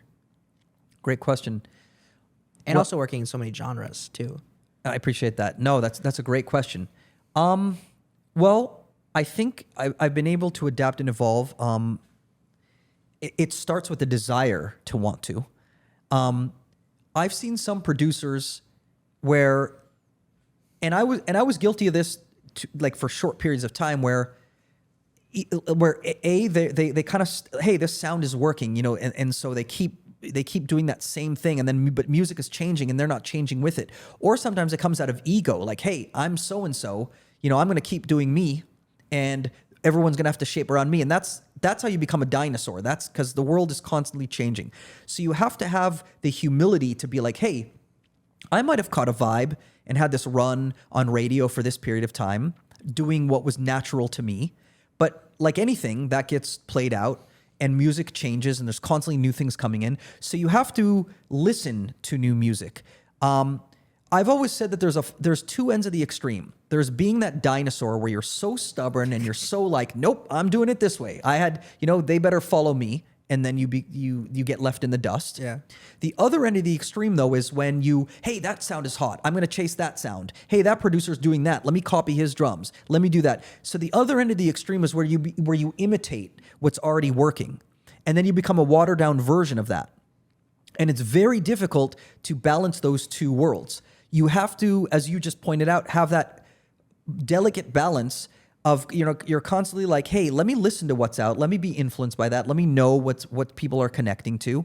But then how can I do my version of that? How can I make the music that, Rick Rubin says this a lot of like the audience comes last. I mean, I don't know exactly, listen, that's his shtick, but there is some truth to it from the sense of like, you have to make something that inspires you as opposed to, hey, what is that person going to want? Hey, what is that person going to want? Sometimes in LA, there was these kind of like, there's this vibe of like, hey, Demi Lovato or Nick Jonas needs a song. What would they say? Sometimes the best songs aren't made that way. Like, like a Selena Gomez, like Good For You, whatever, when Julia Michaels wrote that was her doing her. Or when Bonnie McKee, wrote like Teenage Dream and all those things, she was writing lyrics that were like true to herself. And I think the best songwriters and Justin and T-Ron and all these people, I'm sure would tell you that is they understand what that artist is going in, but it also has to be personal to themselves or else it kind of comes off a little generic. And even though what I'm doing is more abstract because I'm not using words, I'm using sonics and chord progressions and beats and things like that. And it's true of even jazz musicians. When I was starting out, I wanted to sound exactly like McCoy Tyner or this person. So it's very easy to sound like an imitation of somebody else. But you also can't be so stubborn that you're like, this is the way I do it and I'm not going to change it. So to answer your question, it really is a balance of where sometimes I've been guilty of being too far to the extreme. Hey, I haven't changed up my drum sounds in a while and they're sounding dated. I need to like switch it up. Or the other end of the extreme where it's like, hey, because I'm a musician, I can imitate almost anyone's style. I know which patches to pull up. I know what to do that, but that's not me playing at my best, being like, let me make music like this person just made. And artists come about, every few years, and like a Billie Eilish, has her sound and it's very unique to her. And the same is true of, a lot of other artists that we could name, right now, even rap and female rap and in every genre. Bad Bunny, who I was lucky enough to work with, during the pandemic and all these other things. It's kind of like trying to it's trying to understand what the trends are and how things are working, but then you have to almost like absorb that. And then when it's time to create, okay, now it's not time to imitate. Now it's time to channel me. But hopefully, it's almost like feeding a car, gas or something, you feed it current things, but you also listen to old things that you like and maybe things that are off the beaten path or, that people don't know. And then hopefully when you're in creative mode, when I'm in a session or when I'm making a beat, I will naturally just channel what's my interpretation. How does JR Rotem interpret that? But at least I've listened to new things. I have a random question. You were credited as an executive producer on Justin Bieber and Sean Kingston's Eeny Meeny. At least when I what does it mean to be an executive producer versus a producer? So, a producer and an executive producer, believe it or not, can mean so many different things you wouldn't believe it. A producer, traditionally speaking, is more responsible for the music and the creative side, where an executive producer is a little bit more on the album side and more zoomed out. Okay. And you can be both, or you can be one or the other, in different times. Even a producer is an odd term because sometimes, a rock producer, traditionally, even a Rick Rubin, when he's in with the Chili Peppers, he's not writing the songs a lot of the time. He's not writing the music or the lyrics. Sometimes he's just kind of like the vibe guy, or he's guiding them in a direction. And that could be in any genre of music. Or it could be the person like me who's actually composing and making the music. So a producer, let's just even set executive producer to the side. Even the role of a producer, can mean different things. What is DJ Khaled doing? A lot of times he's not making the beat and he's not writing the song. He's saying, hey, let me get a beat from this guy, and let me get Justin Bieber and this rapper, and let me put it together. And that is more executive production in my mind. So for me, I didn't even know that I was credited as an executive producer. But the reason I would have been credited as an executive producer is if that song is coming out on Sean Kingston's album. Because Sean is signed to me, whether or not I was the actual producer of that song, I'm the executive producer from the sense of it's like if I'm a huge Seinfeld fan. We all know that Larry David and Jerry Seinfeld created that. Larry David wrote a lot of the episodes of Seinfeld, but he did not write all of them, and certainly not in the later part of the series. Yeah. But he's always in perpetuity credited as a creator or as an executive producer, whether he was there or not, because he was there building the foundation of what Seinfeld became. And if I had to guess, I think an executive producer, you could be credited as that because you're part of the label, you're part of the person who, signed Sean Kingston and put him on the map and things like that. So I think that's probably my best guess as to that thing, because I would not claim that I was in the studio making that particular song. Yeah. I made a lot of other songs, and all of my artists went on to work with other producers, and maybe in some cases I was credited as an executive producer because they're signed to my label, Beluga Heights, and in other cases maybe I was not. There's a little bit of a gray area there, to be honest. You touched upon LA earlier. Do you think you have to live in LA to be successful in music? No. And let me tell you why I say no. T-Ron, who won Grammy of the Year for songwriter, has not really ever lived in LA. He lives in Atlanta. Now, he flies to LA an insane amount. He does most of his sessions in LA. He, like a madman, he's flying back and forth. But he's one of those ones, even during, maybe he and his brother lived in LA for a short period of time way back in the day, but basically they've lived in Atlanta. They moved from the Virgin Islands to Atlanta. So if you could be the songwriter of the year who won a Grammy and doesn't live in LA, I would have to answer your question with no, you don't have to live in LA. True. Now, everybody's story and karma and experience are different. I always wanted to live in LA until recently. And certainly, I think most people would say that unless you're talking about country music, which is centered in Nashville, and Latin music, which is centered in Miami, almost every other music LA is the epicenter of the creative music industry. Most producers and songwriters are here. Labels, a lot of them are here. There's still some in New York, but there's very little creative communities happening these days in New York. So I would say most people who are successful and relevant at music, unless they're purely doing country in Nashville, do fly to LA and come to LA. I myself have questioned because, since the pandemic, I've split my time with Miami and LA, and I've been in Miami more so. I actually prefer to be in Miami, but certainly I've had to fly to LA for sessions and things like that. Artists, I think, have even more flexibility. Post Malone lives in Utah, technically speaking. He lived in LA. He probably moved to LA at the beginning of his career, but he lives in Utah. Same with NBA Youngboy, although I think he's on house arrest in Utah, so it's a different type of thing. But I think artists have more flexibility because people come to them. I think most people do still have to live in LA, and I do think you have to fly to LA quite a bit, but I can give you some examples, and maybe they're more the exceptions to the rule, where those people don't technically call LA their home base. Got it. Some other songs that you made that I just want to give a quick shout out for that I love is Rihanna, Nicki Minaj, Fly. Great song. Thank you. Appreciate that. I wanted to ask, in terms of the actual like producer tag, where does that come from? The JR? Yeah. You know, I'm 99% sure that this is true. That's me saying JR. Okay, I probably recorded myself saying JR. Okay. And at the time, I think I was one of the first people doing producer tags, but DJs, I think, had tags, kind of like these robotic tags. And I think I basically recorded myself saying JR into an MPC, which is what I started making my beats on, pitched it down a little bit, and then stuttered it. Just hit the pad at JR. Since that time, I use predominantly Pro Tools, and I have that as a tag that I can now just import as a file. But I would say the origin of that is me just saying JR once, pitching it down, and stuttering it. That song, the Rihanna, Nicki Minaj, that's like their biggest collab. How did that song happen?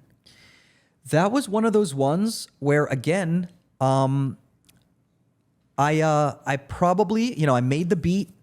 A lot of times in rap, in urban stuff, you might make a beat and do a hook, and you leave the verses open because you assume that the rapper is going to write their verses, right? In pop songwriting, usually you're writing the whole song. Sometimes it's just the hook.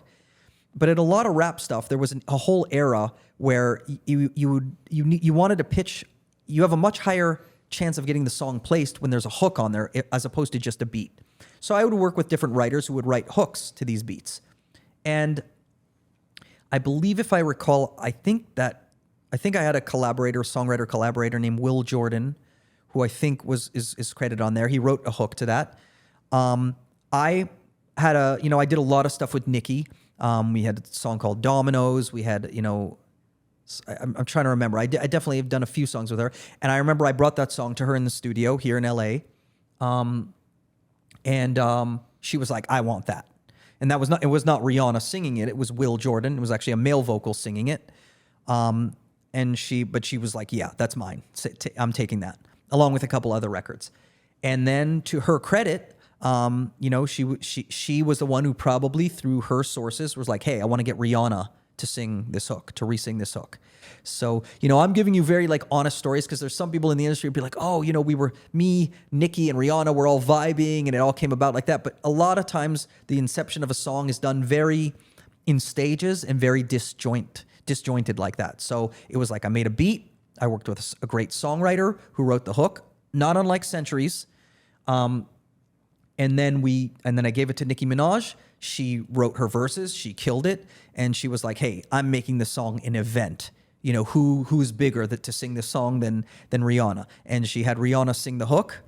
And honestly, that was another one of those songs where I actually didn't expect it to be, to go as far as it did. But I think at the time, this was when Nicki was doing, because Nicki started off doing just hardcore rap, and then she did crossover stuff. She obviously did, forget her big pop song, but Starships. So she was doing crossover stuff. So she kind of felt like this is a great hybrid because it doesn't move like a dance record. It's still urban, but obviously that hook, Fly, has this big, wide hook to it, and her doing the verses like that with that kind of a big pop hook was a great combination. So just lucky. I was just lucky, to have a beat that inspired the right songwriter, to have Nicki love it, and to have Nicki be like, I'm getting Rihanna to sing this. And then it's an event when you have Nicki and Rihanna on the same record. Amazing. Yeah, I think it's great because so many songs you've worked on have come back years later with Take You There.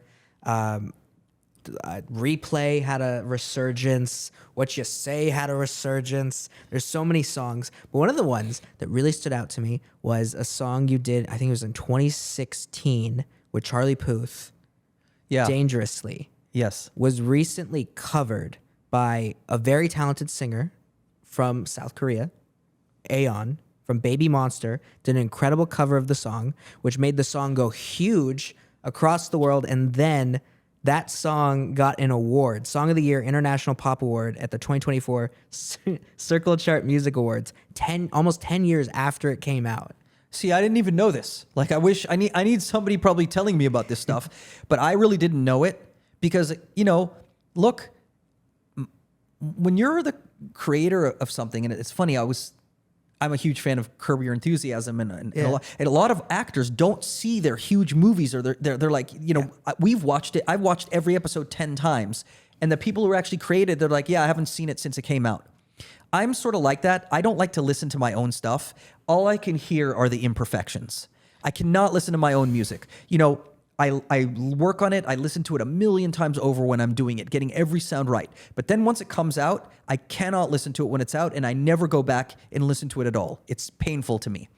And that So you don't listen to your own music? I do not listen to my own music. I never listen to anything that I've made in the past. Rarely ever. It might surprise you. Maybe every now and then, like a hardcore, just like game album cut that I just like love, and I'm like, man, I love this. But for the most part, I do not listen to my music at all.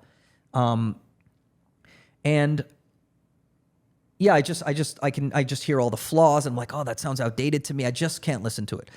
And Dangerously was one of those ones where I remember working on really, really, really hard, and I don't remember it. And you could probably look it up on charts. I think they thought it was going to be a big song. They certainly made me do 30 changes, the label, and change this and change that and change that, and really, really perfect it.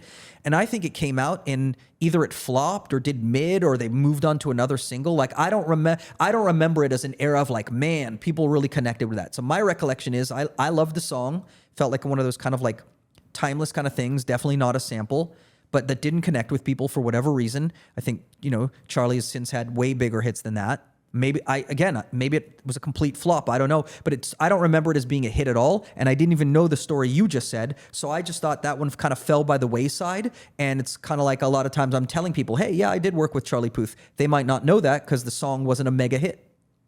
Yeah, I looked into it. It became a hit in places like South Korea, Belgium, Hungary, New Zealand, Slovakia, like now. Okay. And like in the last year. Yeah, that is so weird.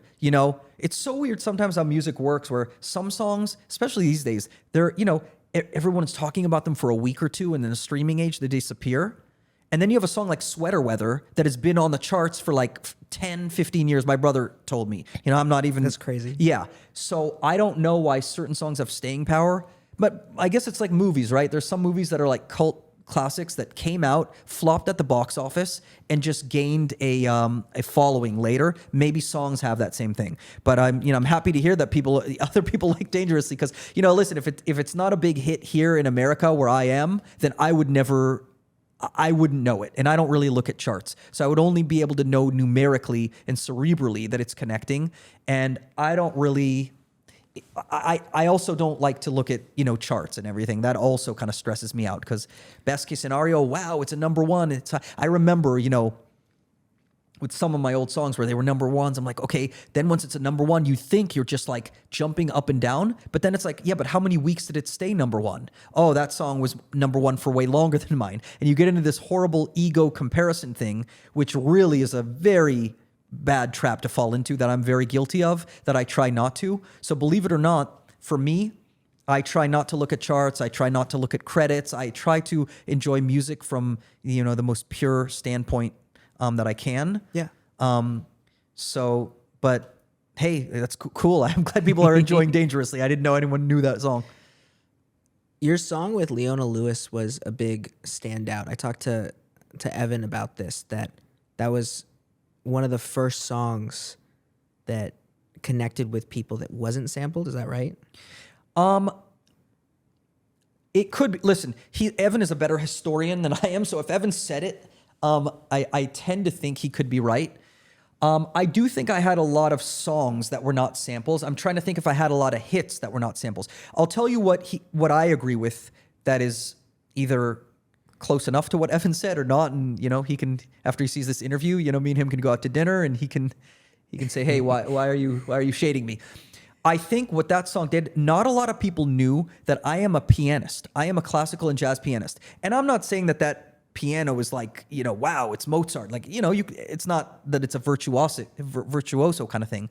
But I do think that people knew me as a rap producer and as a person who sampled and as a person who, I wasn't known for somebody who could do a piano ballad type timeless song, like a Dangerously or that kind of thing. And I do think that song,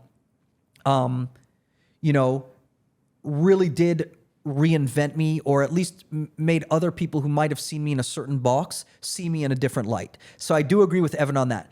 Do I think it's the first song I ever did that didn't have a sample, or even the first hit I did that didn't have a sample? No, I'd have to look back at my discography, but I do remember that was a turning point in my career where people are like, he can do, not that I've worked with Adele, but I was hoping that people are like, oh, he could work with Adele off hearing, hey, this is a piano-driven ballad.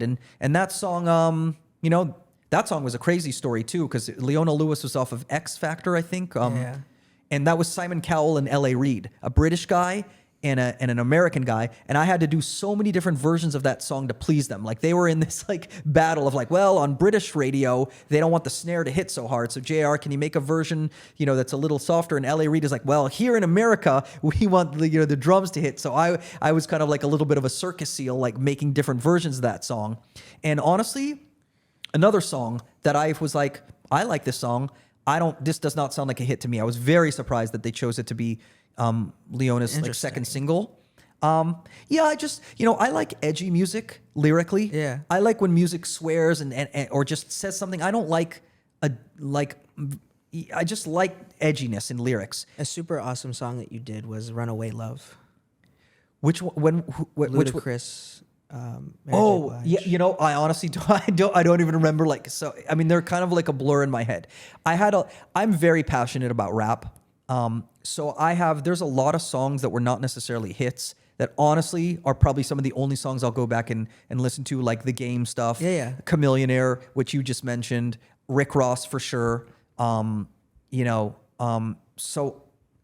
even now I work with a lot of rappers that are signed that you would probably, I would be surprised that you know them, but I really find it fun. Cause again, you can clearly see that I'm not from the hood, but when I make beats like that, and then a rapper is like putting I love the contrast of that, of my music with something like that. And I'm a huge fan of rap. So yeah. I really appreciate your time today. Like you being so honest, you telling your story.